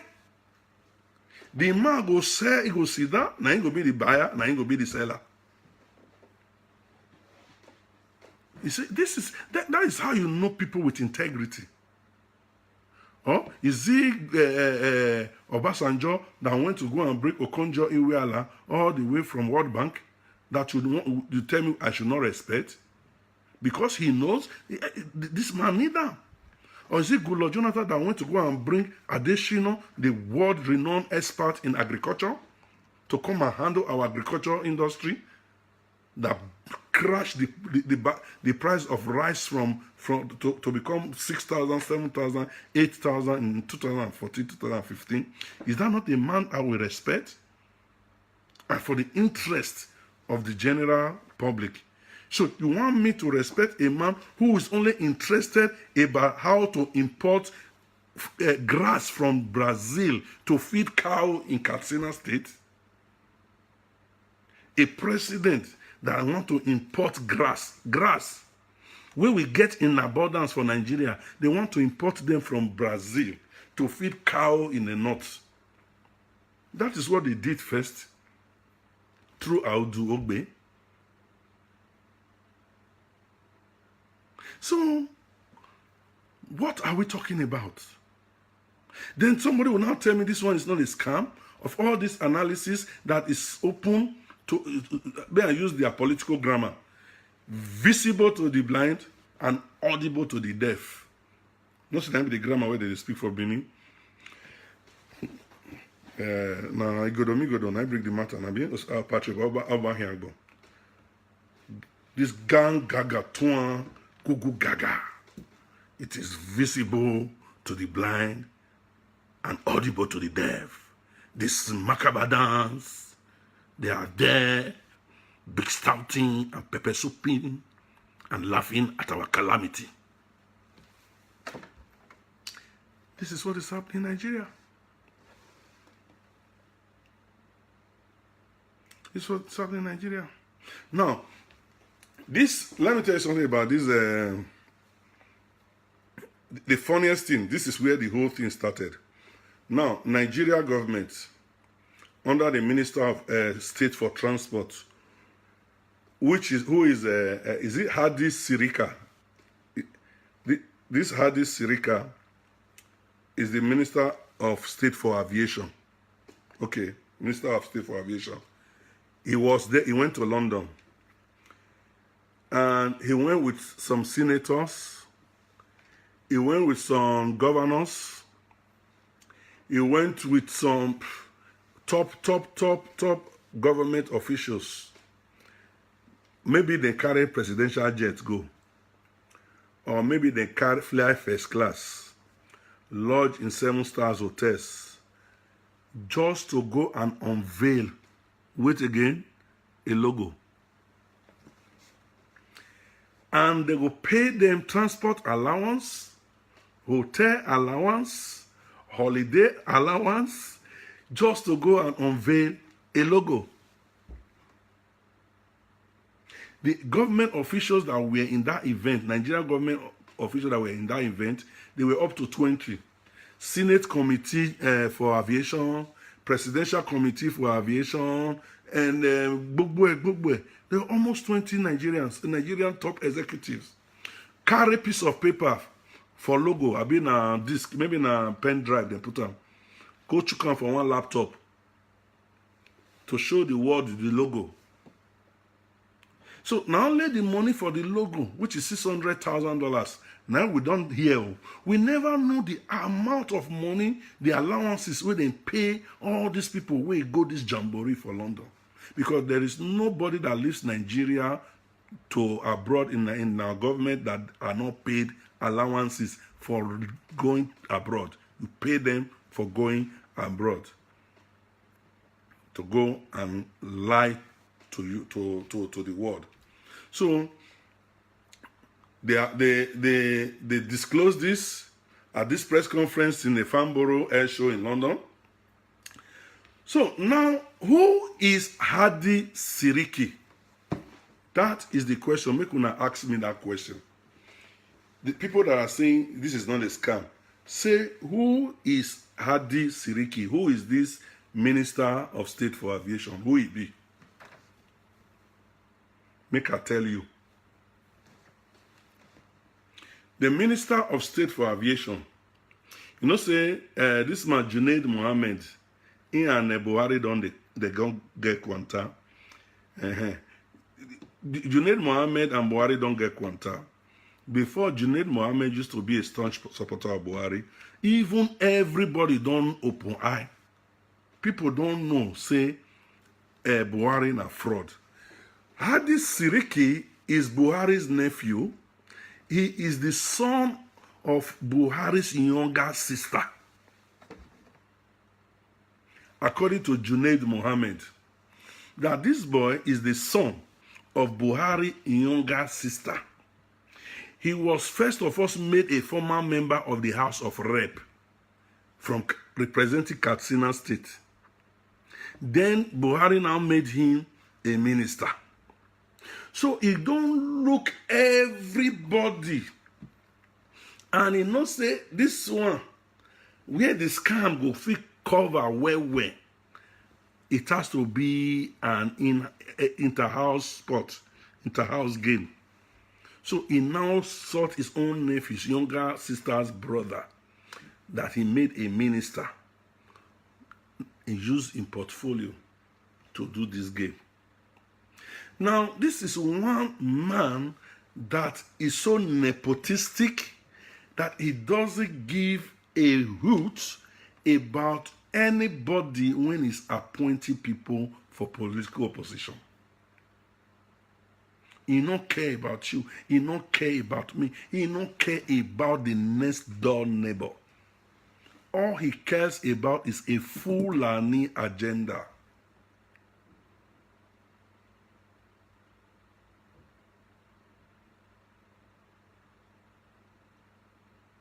Please share. Please keep. Thank you, my brother. Keep on sharing. Keep on sharing this video. Let people listen. Let it go wide. Let people hear. Just keep on sharing it. Let people hear. Hadi Siriki is Buhari's nephew, the son of his younger sister.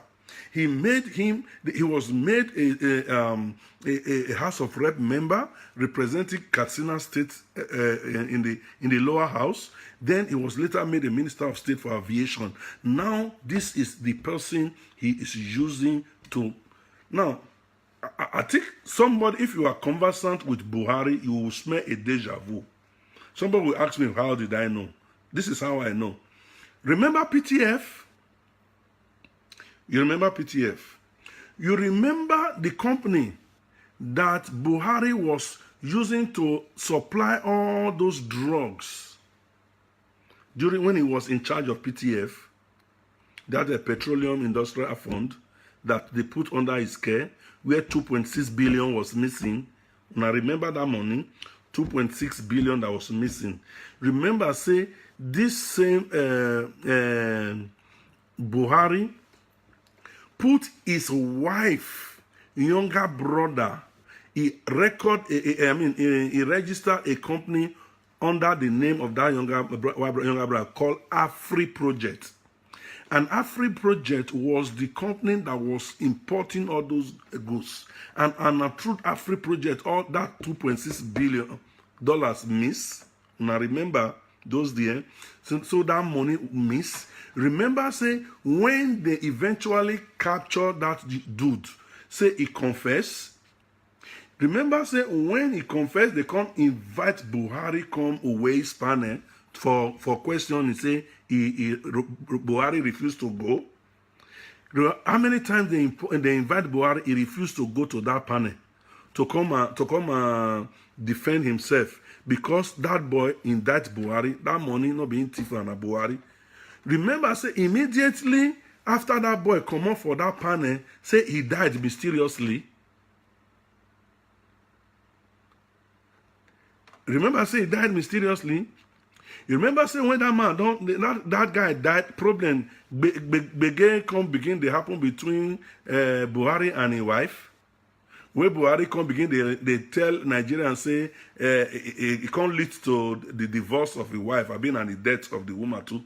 Eventually, can't say the woman when he did prison. Now, so the woman go visit who? He carry and put like that. After you kill your wife's brother, who you used to siphon money, for him not to talk, you eliminated him. All this information, then there's cyberspace. But somebody tomorrow will ask you, how do you know? Where do you get your information? Google, read.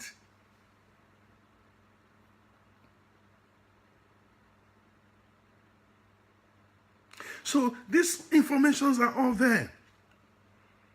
Now, so that's why the devil has no new trick. The same trick he used in PTF, but this time he's not using a brother-in-law. He's using his own nephew. So blood is thicker than water. Blood is thicker than water. So that is what is happening, my people. So now this man from Katsina, he went there and started blabbing, talking. They interview him, enough he talk. They talk we are fully committed to fulfilling the campaign promise made by our president Muhammadu Buhari in 2015. We are talking about national. We are talking about campaign promise. You are talking about campaign promise when there is nothing on ground. We are aiming to launch the Nigeria Air by the end of this year. You are aiming. And the months just end in December. 2 months to national election. 2 months to national election. By the December, they will tell you and say there is a hitch in delay. Okay, my people, make I ask one question. I bet quickly. If you are floating a new airline, you are not buying an existing airline, taking over the fleet. No. You are floating a brand new airline, as in this case. Now, a brand new airline, not be say you dey go buy Bombardier, even if you are buying a private jet. You know, say motor, plane, not be like motor where then you go showroom. You know, those of us from Benin, you go Saple Road, you go point to one you carry. Or those of you from Lagos, you go to Ikeja. If you Ikeja before that airport junction there, where they line all this, you go. Don't be so. If you are buying planes, like say you want to buy 10 planes for your company, you've got to order the planes. Because plane, they know they make them for grand. They show they don't be not where they go. You make them. So if we sell the one who will sell remain, if we go destroy them, if they don't buy, don't be so. So if you are buying planes, there are 2 major plane companies in the world. 2, not only 2, not be even major, only 2. If you are not buying from Boeing in the US, you are buying from this one for Paris. What do they call them again? Airbus. Yeah, Airbus in Paris. In France, I mean. If you are not buying from Boeing, you are buying from Airbus. These are the 2 only commercial plane manufacturers in the world.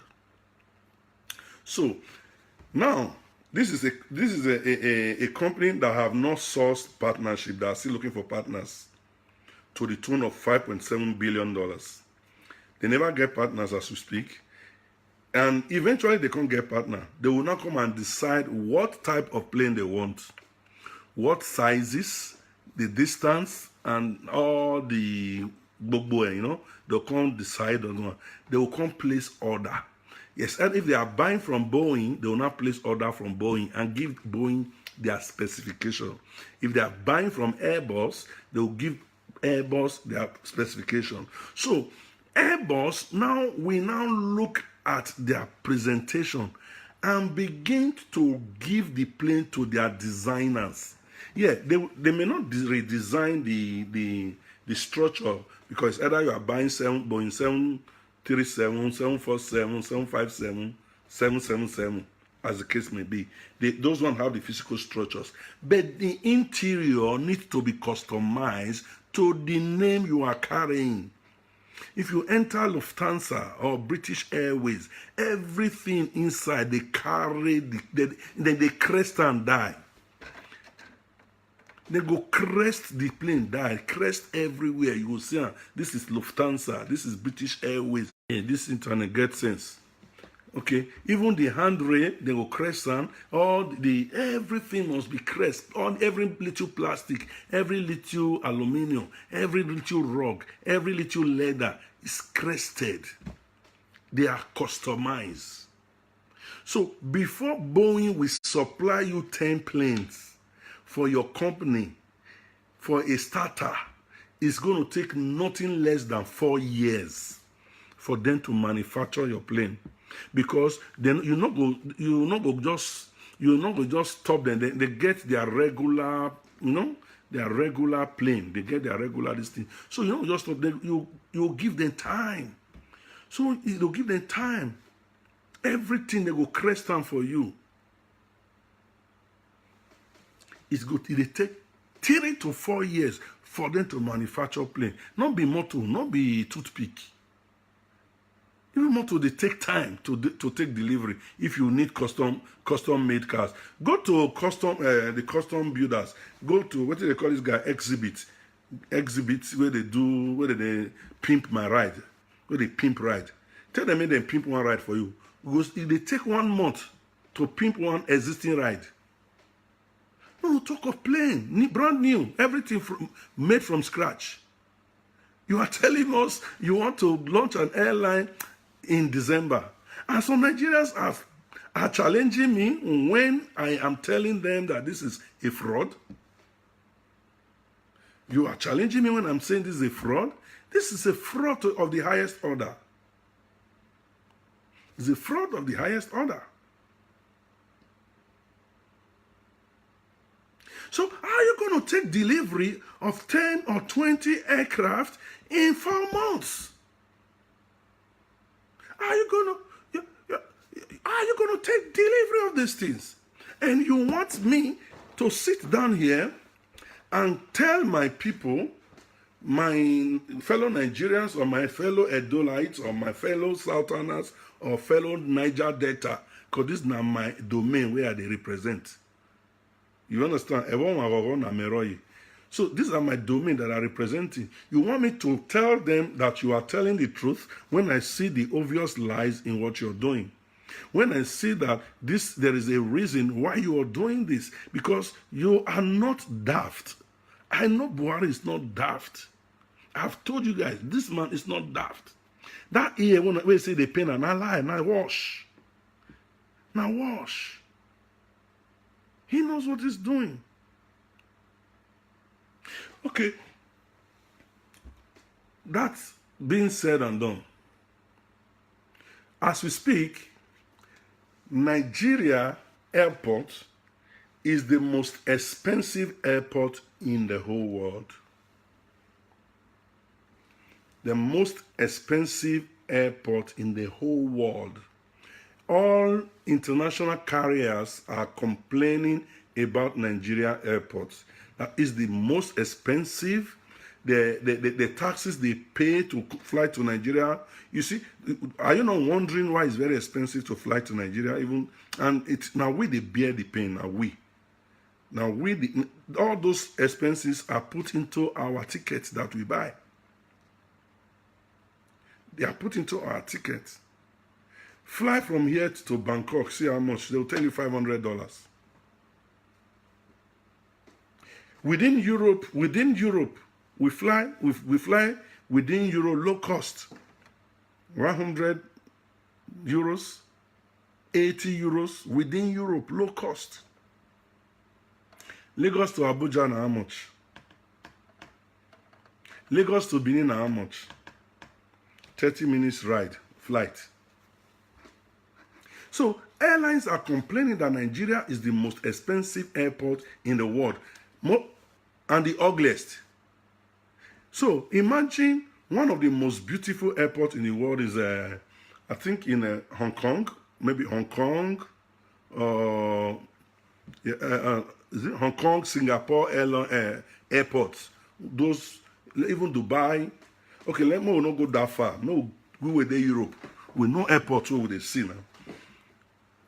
Frankfurt International, Barajas Airport in Madrid, Schiphol Airport in Holland, Charles de Gaulle in Paris. You know, Charles de Gaulle in Paris. Which other one? I don't follow many airports, but I don't know some of their names.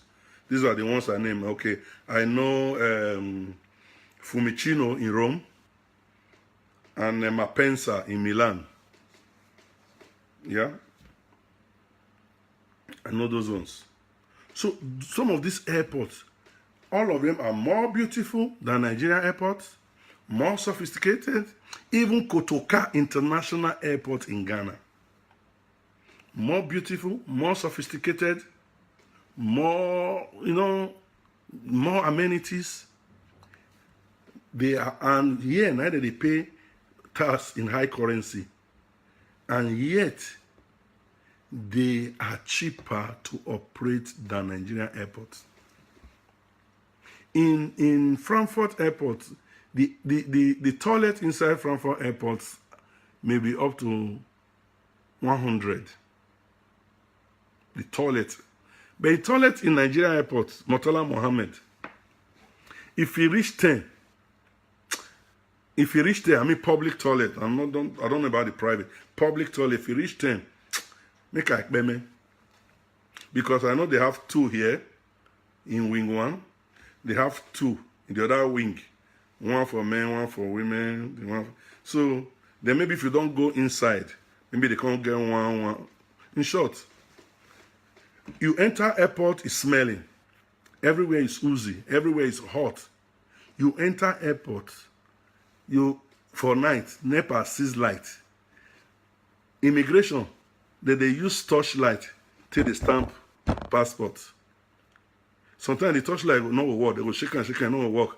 Somebody will come bring this Nokia 3310 we get torchlight. They'll come on the phone. They'll come take and they store the visa before they put stamp. That's Nigeria airport. And yet is the most expensive airport and nobody is talking, nobody's doing anything about it. And this, you are talking about floating and national airline. Float in December here. You enter airport, heat, no AC is not working, electricity is not working, they are not changing bulbs, the fluorescent they do they don't change the bulbs, they don't do nothing. Everywhere you go, people are scamming you, people are begging you, they have become corporate beggars. You from the policeman at the gate, they start begging you. All the security apparatus in Nigeria, they are all in the airport. The police are there, the soldiers are there, Navy there, Air Force there, what do they call them, drug law enforcement there, DSS there. Everybody, what all of them they do for airport? They constitute nuisance everywhere. Now they get one with them. I nearly see last year. When I was in Nigeria last year, they were telling me that they be quarantined. Quarantine.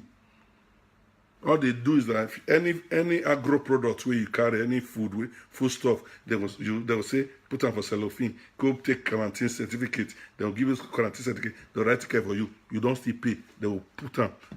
Everything is about money. No sense. Money, greed. And that's the way you will pay government receipt, then you will pay their own. Organa, so you don't want to leave us. As you just find rich. As you just find rich. A big man like you. Organa, so they keep begging you from one spot to the other, to the other, to the other. Immigration is there, custom is there, SSS is there. But in UK, I don't know, in Frankfurt, all you see is just the sole police, just sole police. They are just a custom officer. Finish. Immigration mean if you are coming from outside the UK, the EU, you meet immigration inside their booth there. They stamp you, you enter. Finish. Not concern you, concern them. You get goods. Sometimes customs stop you. Sometimes they not stop you. Work out. Then you see some of those small boys they carry gun work out. Finish. In short, Spain airport is the most liberal. The only police who you see for Spain are Guardia Civil. The civil guard. That's all you see there. Now them be the police, now them be the custom, now them be immigration, now them they do all. You not consign them. Nobody harasses you. But Nigeria, you are coming into Nigeria, you pay. You are leaving Nigeria, you pay. They will tell you, say, all the dollars we use remain. Like say you not get papa and mama when you come visit to Africa. All the dollars where you remain, make you leave that one for us now. Not be that side now they make her. Everybody's a beggar.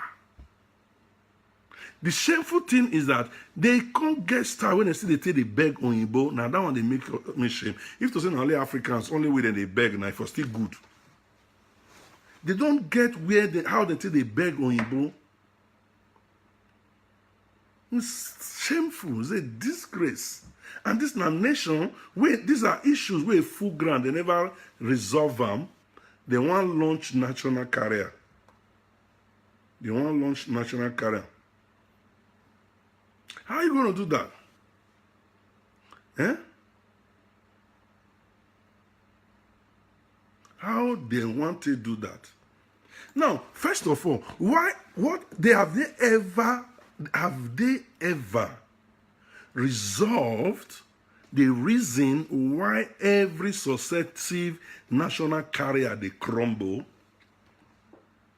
Because in short, this one where they talk, so it don't even make sense because this thing they are doing is a scam.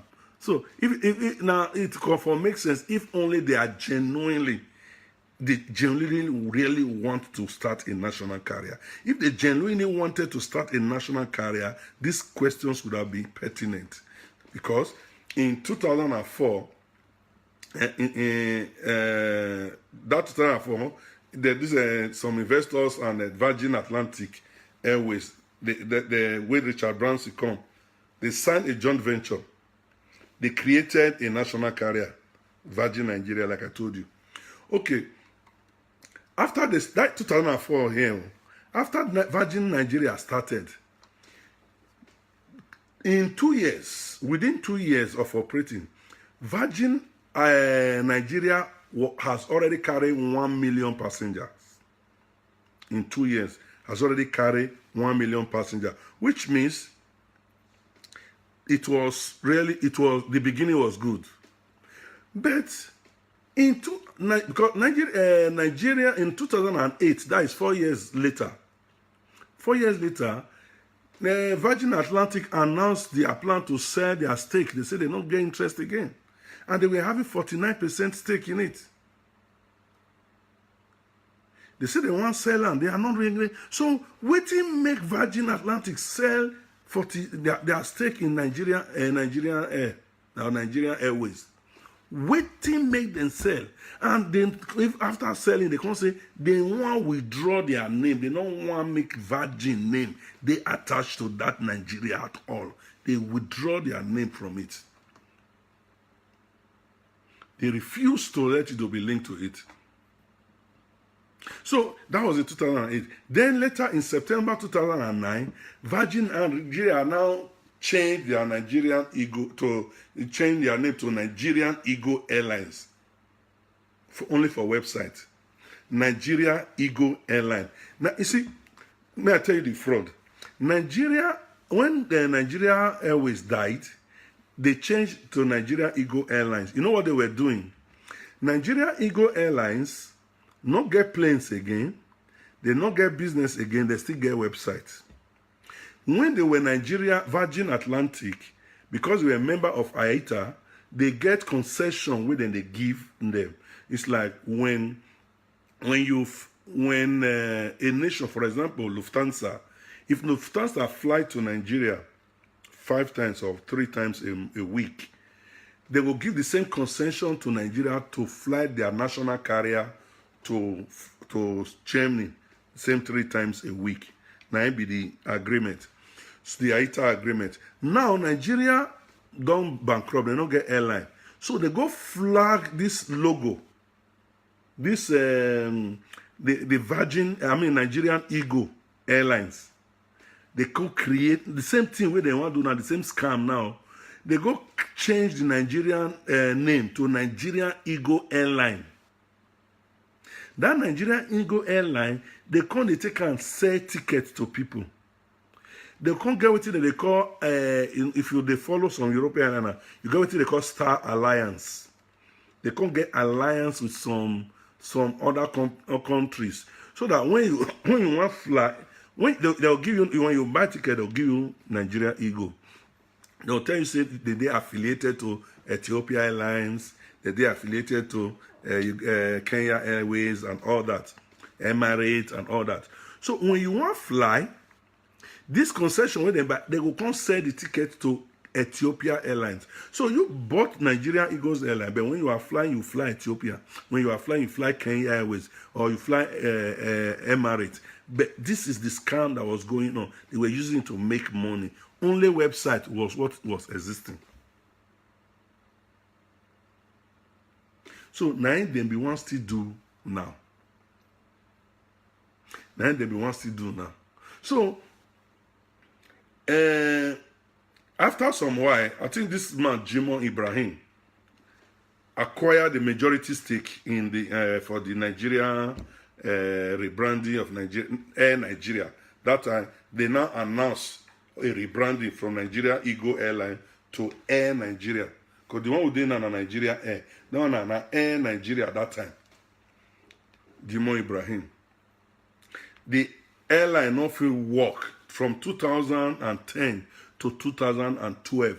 The airline died in just 2 years because the airline ceased operation for September 2012, and after that they sacked all the staff, everybody.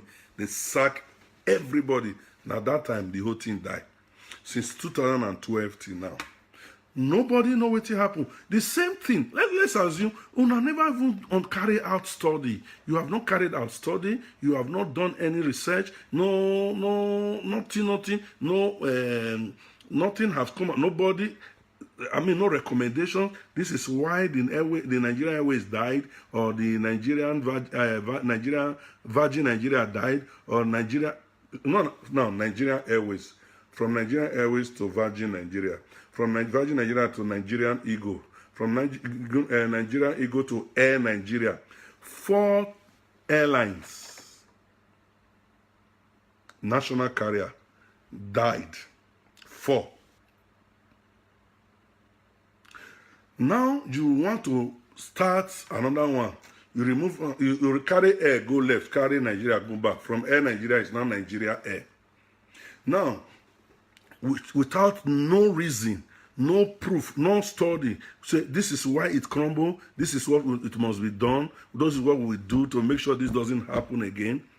Nothing. Now just say private investors. Okay, now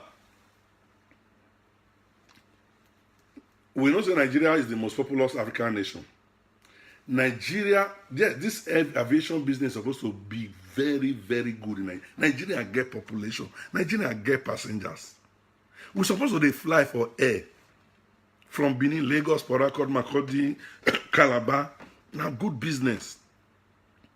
But waiting be the canker one. The same problem, ethnicity, religion, is the biggest problem Nigeria is facing, and nobody wants to admit. Everybody is shying away from it. Everybody is lying. Everybody is hiding themselves. Everybody is afraid. Not be bad leaders. The badness, that's something they call some Mark Nice.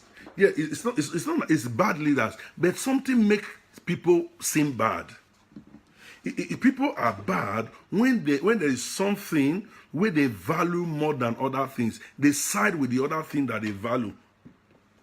For example, Buhari is a bad leader for us Nigerians, but to a Fulani man is a very good leader.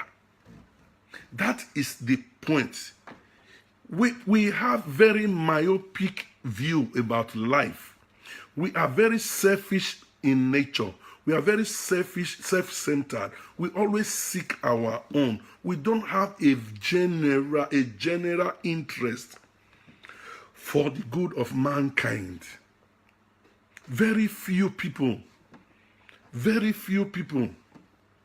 And the funniest thing is when you are talking, they say don't talk. When you are talking, they want to make it political. They'll tell you you hate Buhari, that is why you are talking. Or you are supporting PDP. Anybody that criticizes Buhari now is a PDP member. Some people will soon tell me how much did they pay you. PDP is paying you.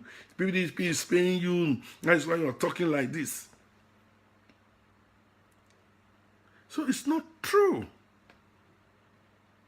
To a Fulani man, Buhari is the best president. Why? Answer that. But you cannot say the same thing with Goodluck Jonathan. Why? Because Goodluck Jonathan was a detribalized Nigeria. Even the Fulani and the Hausas benefited more from Goodluck Jonathan more than his Ijaw brothers. And that is how it's supposed to be. But Nigerian political space does not work like that. So they keep on living like this, so that you just imagine the way Buhari is ruling. Somebody will now come, a Yoruba man for tomorrow, will now come and start become president. When he look at the way Buhari rules, he will just say, okay, why can't I face my Southwest people? One thing I also observed, do you know that anytime an Hausa man rules in Nigeria, Asoro official language becomes Hausa. Everybody in Asura is Hausa. They speak Hausa. No more English. So that is the problem.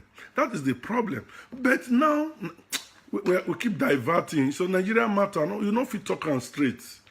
Because there are too many problems everywhere. As long as we are talking straight, you just talk one thing, we go uproot another big problem come out from one corner. You need to go to talk about that. Rosalind, don't tell me to forget Goodluck. If you have something to say against what I said, just say it. You say, Epa, no be so. Goodluck was bad. He did this, he did that, he did that. You understand? So I'm talking from the point, from experience, from what I know.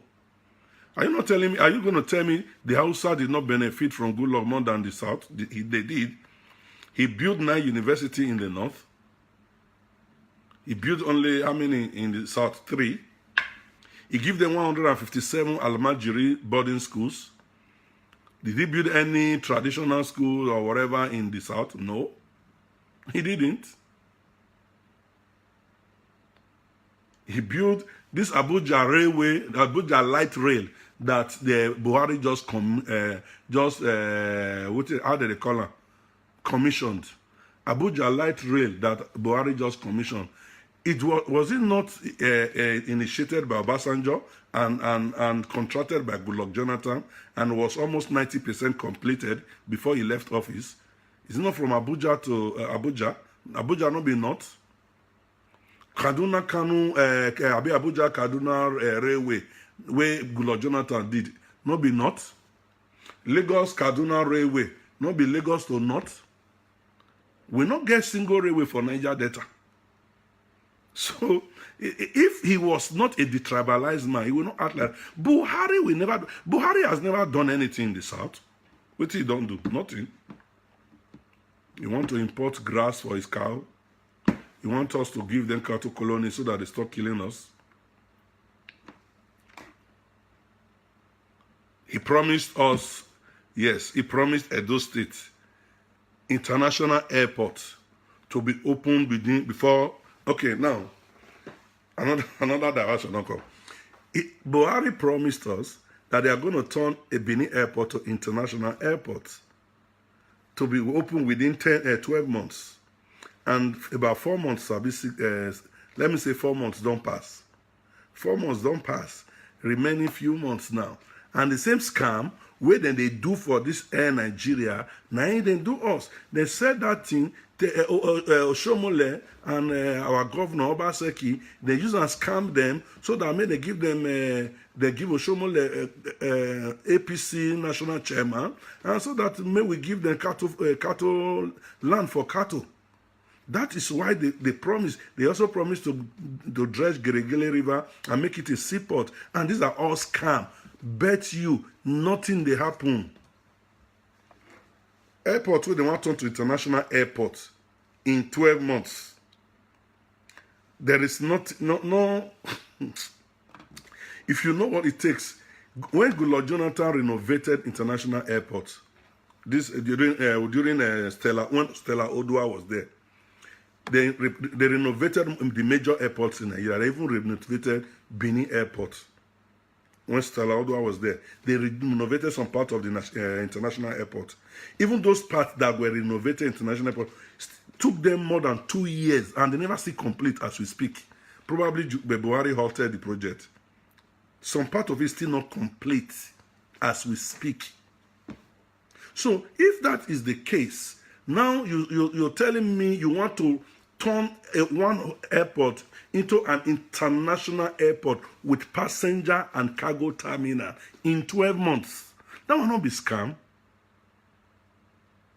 That will not be scam. You want to run a national airline or carrier. Nigeria has more than 30 airports. Out of that 30 airports, now only 4 get lighting system for night landing. Is that not be scam? You have not upgraded the facilities. So where this airline, where are they going to fly?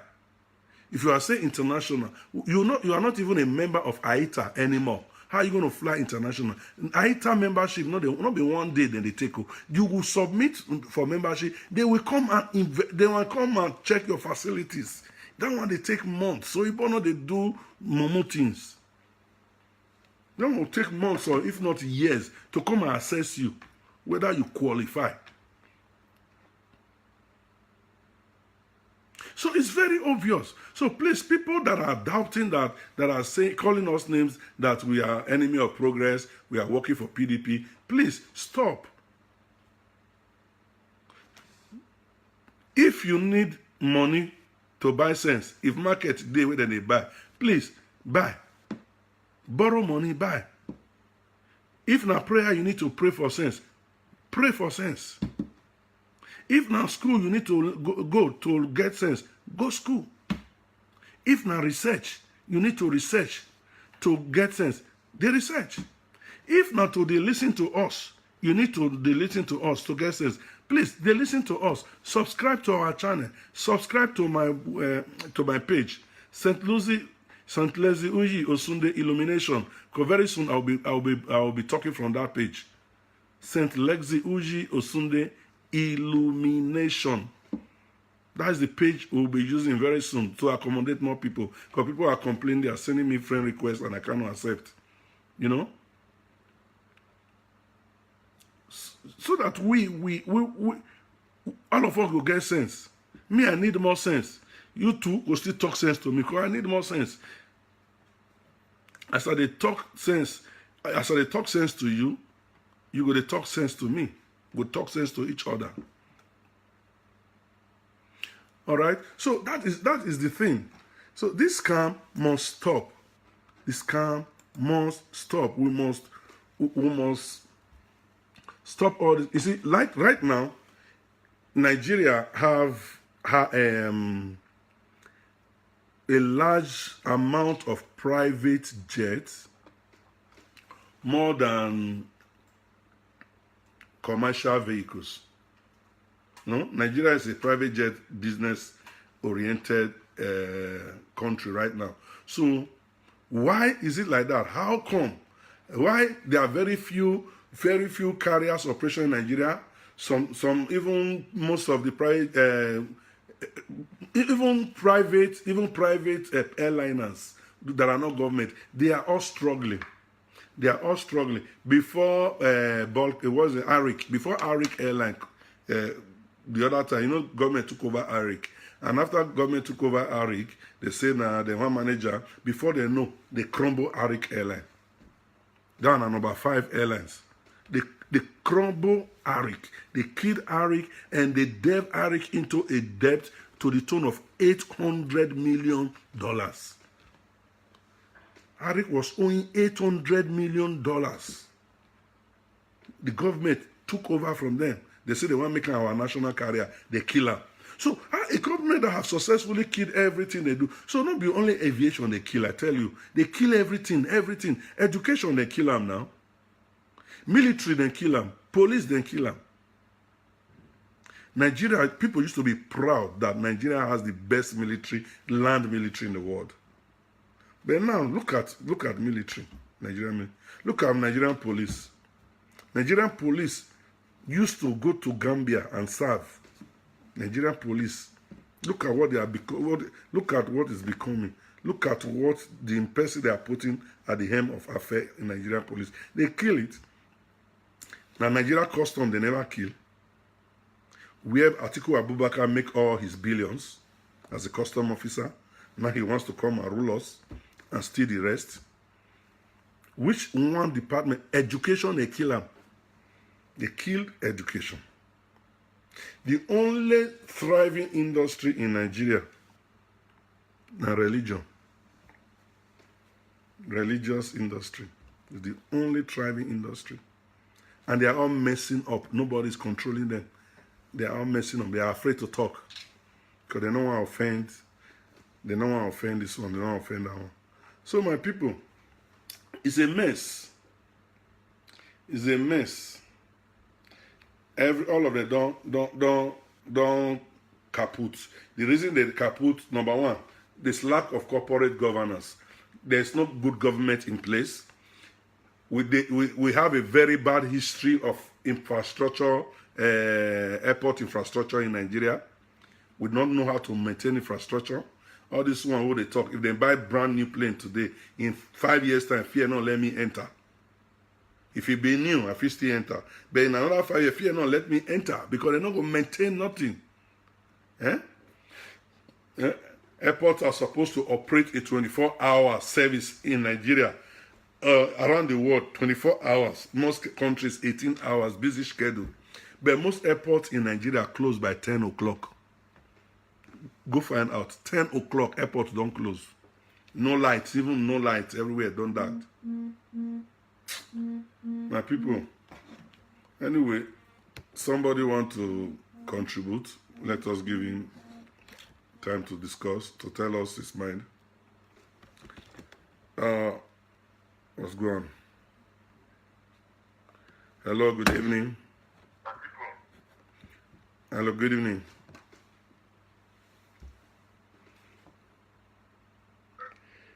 Yes, I'm going to talk about solutions. Hello, good evening. Hello, People want me to talk about solutions. Okay. All right, go on. good evening. My name is Saint Moses. Saint Moses. Ero Mosele. Long time, bro. I do. On this side. we did. Talk to us, sir. Yeah, your program is still live. Yeah, we are still live. Oh, I'm live right now. Right, yes, you're on live, sir. Ah. Or you want to talk later? Maybe I'll talk later. But if you don't mind, I think I like what you're doing. Okay, thank you. You hit the nail because the Air Nigerian Air is a scam. I share your view, and I think that is the truth because 2 months to election, no website, no plane, not even in the budget preparation for it. And you are closing an airline, such a serious thing. The mockery. Exactly. So I think Nigerians should rise up and resist it. Some of us will be in the street to be the people to say no. This scam we don't work. Exactly. And yes, it's very important. Thank you very much for what you are doing. I'll call you private. I wanted to talk to you private. But, okay. I'll call you if you like. All right, Saint Moses. We'll talk later there. Thank you. Yeah. All right. Some of you want me to talk about solution. The truth of the matter is, Nigeria case is very easy to solve. Nigeria does not have a problem. We just have one big problem. The one big problem we have is Nigeria is not a united nation. We are not united. There is no two ways about it. You can shy away from it. You can argue with it. But the truth of the matter is Nigerians are living in a country where they are forced to live together. They have completely different values. The Bible says, can two walk together except they agree? You know, if you don't agree, you can't work together. You cannot be. We cannot be having different ideologies and be pretending that we are having one.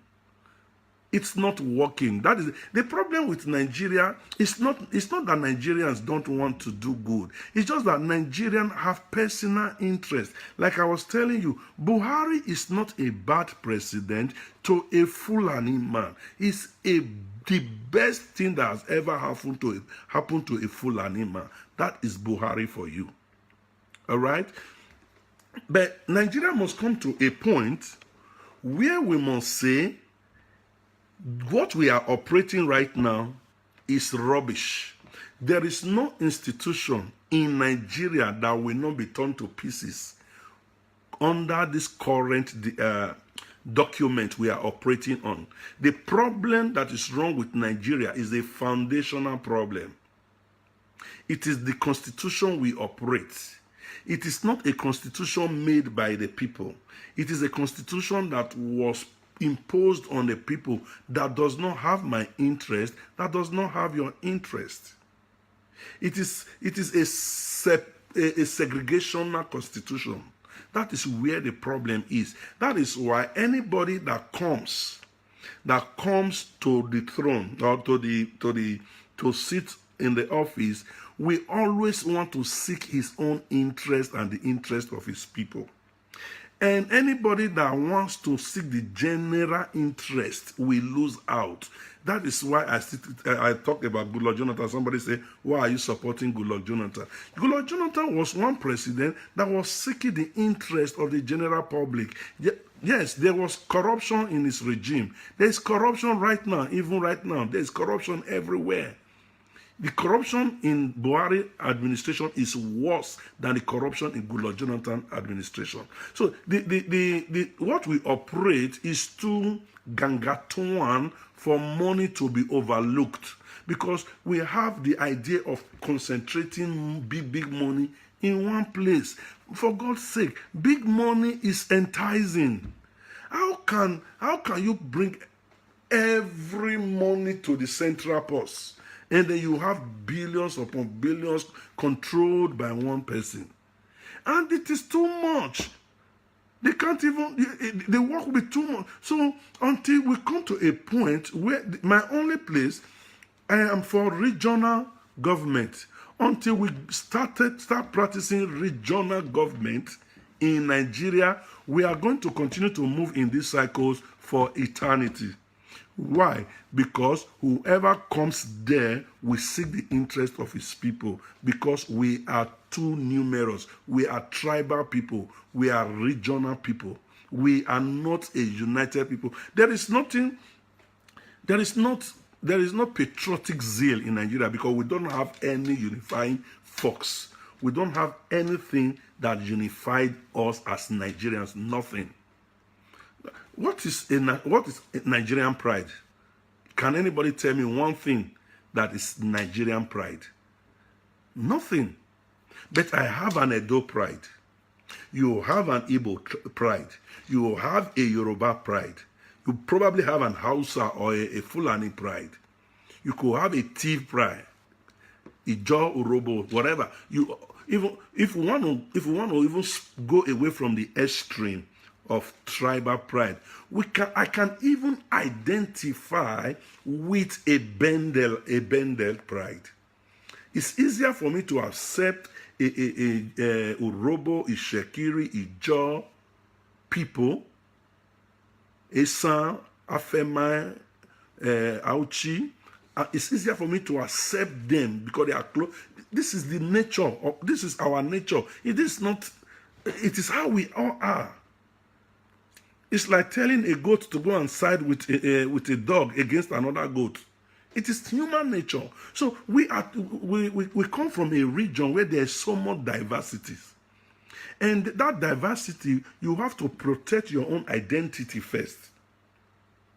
All right? You have to protect your identity first before you now share your identity with others who can use it to benefit others. So that is the problem. So now we have a constitution that is trying to force everybody to be one when everybody is not one. We are not won by food. Even the food we eat is a problem.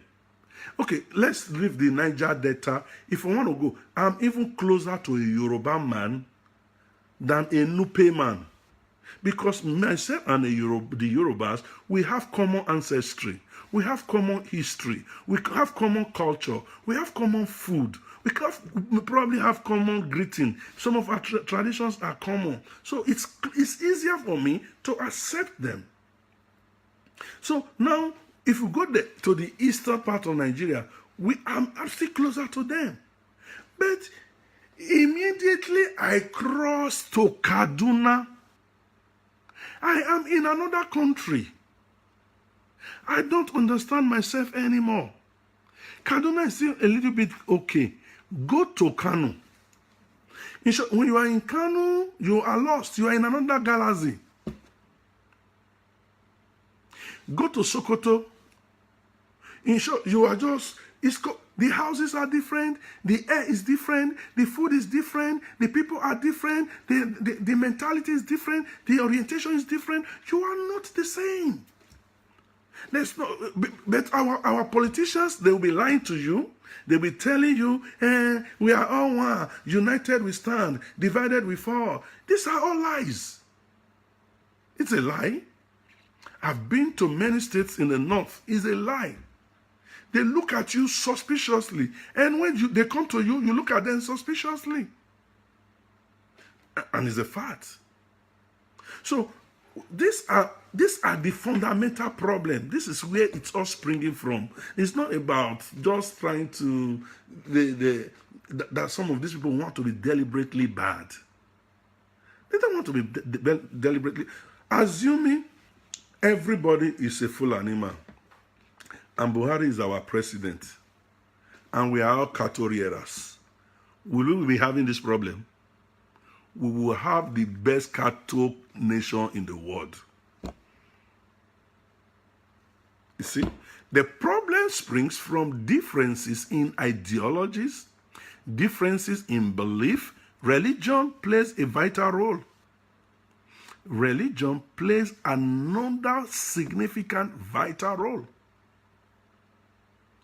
So these are the things, because tribe and religion are the two driving forces. So probably one of the reasons why I'm still kind of assimilated, I mean connected to a Yoruba man or an Igbo man is probably because of religion as well. We may share the same belief, both traditionally and Christian belief, because most of us, even before we became Christians, our parents were pagans. Our parents were pagans.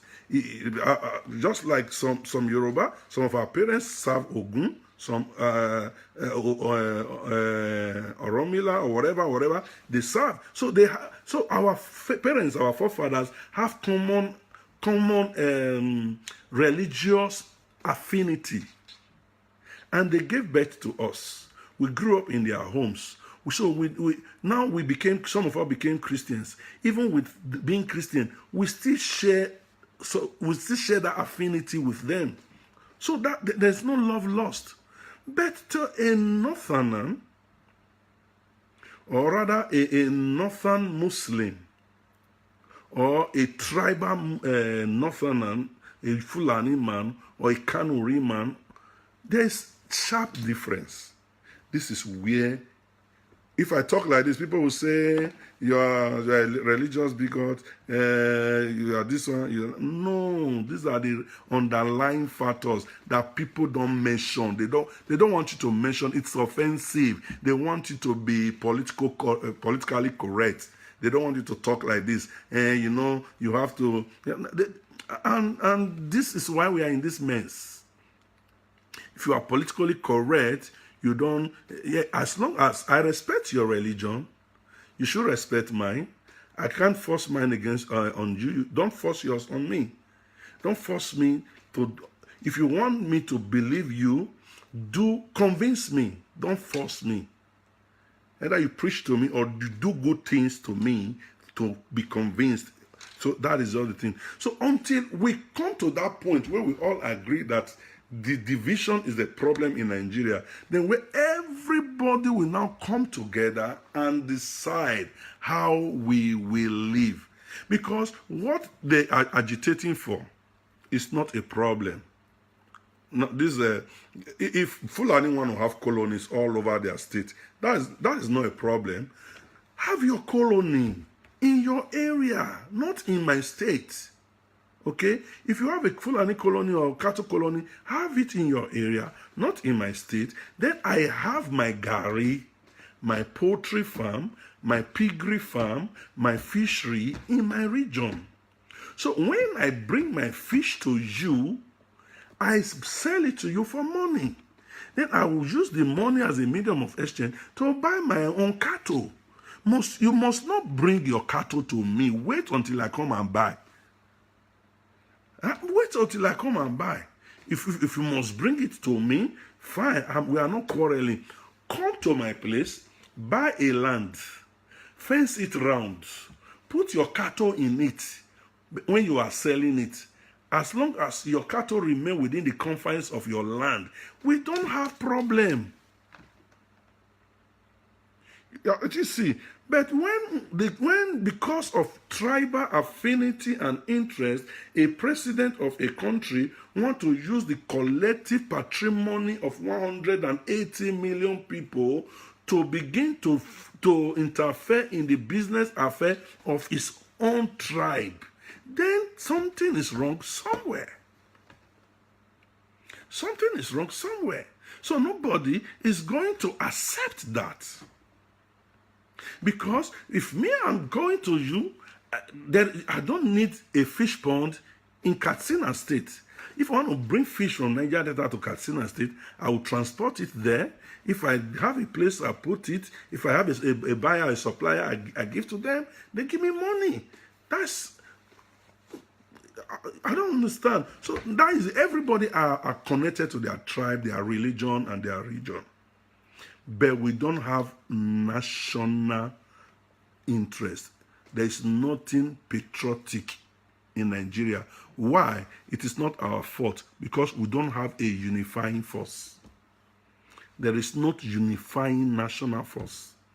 The only unifying national force is man-made. It is money. That is why everybody is greedy. Money. So my people, so until we solve this, everything will never fall in place. If we solve this fundamental issue, where every people decide this is how we live, we will now agree. If they say they need Sharia, may they get Sharia, no problem. Now for their area, provided it doesn't extend to us who doesn't want it. If this people say they need the nomadic education, now their area, let it be in their area. So let every region have laws that governs them. So decentralize the central. Make the police very strong and the judiciary very strong, so that if there is any violation, because you at least as the president of the country, there's not so much money with you, but you will have a lot of power to use the judiciary to punish whoever is erring in the state and regional level. So it becomes easy like that. But by the time every money is coming from the 36 states to the central, and the central have billions upon billions of money sitting there, oh boy, it's enough to corrupt a saint like me. But God forbid, I will never be enticed. So that is my people. It's a simple thing. It's just that people don't want to do. And this is where I will also come up and with Goodluck Jonathan. People say I keep on bringing him. This is a man who spent money to do a conference for the whole country. Let everybody sit down and discuss how we want to live. And there was a constitution. I mean, what was the name they call it? It wasn't a referendum. There was one grammar they gave it to it. They sat for 3 months. The whole country, everybody was represented. Everybody. They spent millions. or billions upon billions to do that conference. And everybody sat down, the Igbo, the Hausa, the Yoruba, the Fulani, the Nupe, the Edo, the Eshekiri, doctors, lawyers, accountants, businessmen, youths, women, market women, every group, politicians, religious leaders, traditional institutions, every national conference. God bless you, no, Sir Michael. There was a national conference, and everybody debated what needed to be done. Everybody sat down. And the document was submitted, and the president was looking at the document. He said, "This is one thing. That is why I told you, good Lord Jonathan is clueless. He was clueless.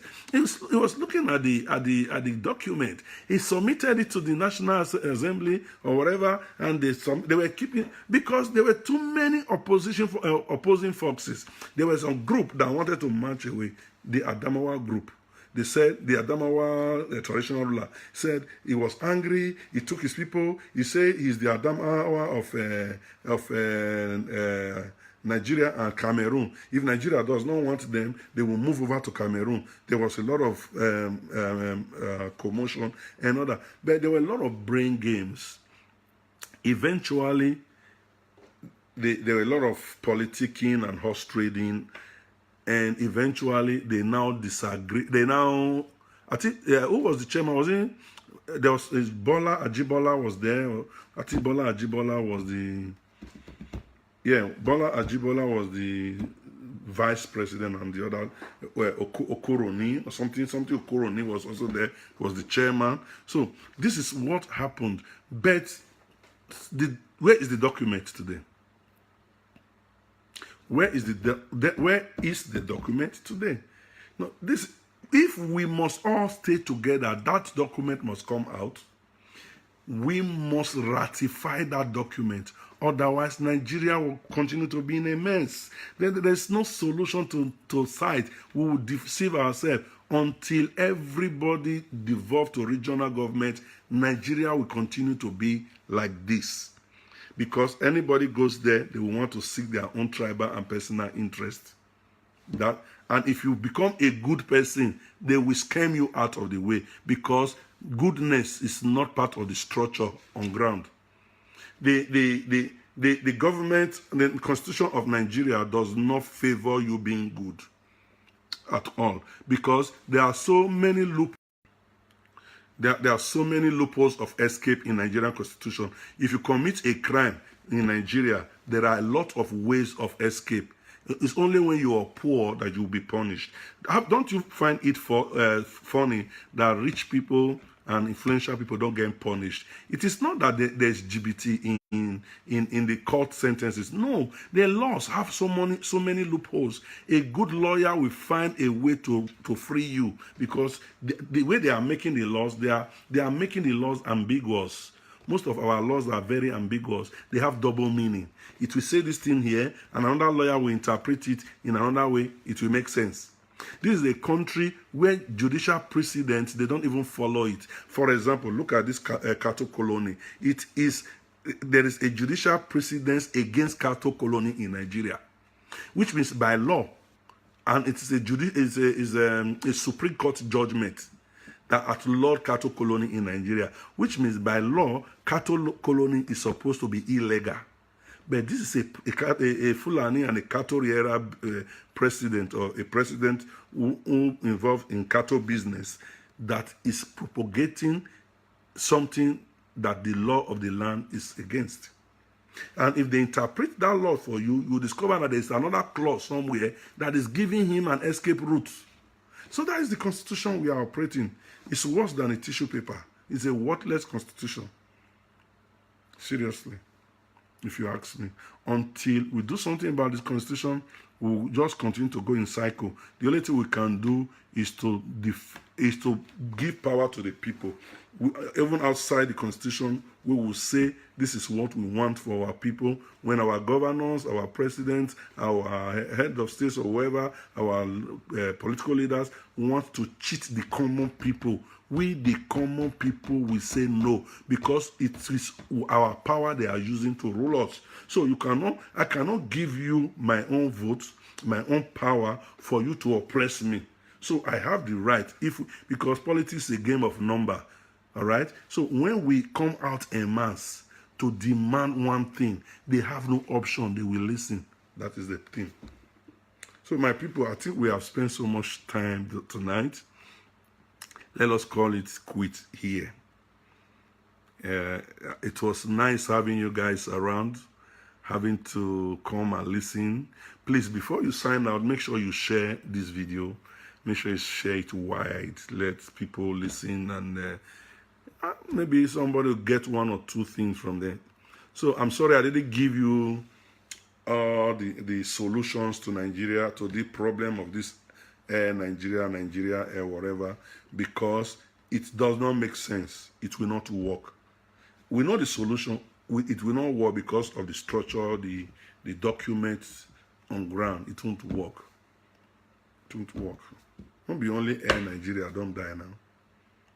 All the maritime don't die. All government institutions don't die. WAEC don't die. Everything don't die. School, education die. Hospital die. Everything die. So it should tell you, say, when you plant a tree, when you keep on planting a tree on a particular soil, or keep on planting a crop, different crops on particular soil, and all the crops keep dying, something should tell you that the problem is not the crop, but the soil upon which the crops are being planted. So until something is done about that soil, we'll keep on having problem. The farmer keep on having problem and having bad yield and bad harvest. So the document we operate is wrong. Thank you very much, my people. Till I come again your way next time. God bless you. Please subscribe. Please go to my page, St. Lexy Uyi Osunde Illumination. Please like it. Just like the page, and in a few weeks, we'll be coming to you from there. We want to have as much like, because if I switch from here to there, a lot of you will miss. That's why I'm staying here. But a lot of people are having it difficult coming here. So please, as you finish, just go to go to Facebook, write St. Lexy Uyi Osunde, my name, but with illumination added to it. That is the page. My name and illumination. So with the illumination, then you just click like, and we'll have more people. Then very soon we'll start coming from there. Thank you very much. God bless you. One love, everybody. One love. I toilet for now. Toilet, ciao.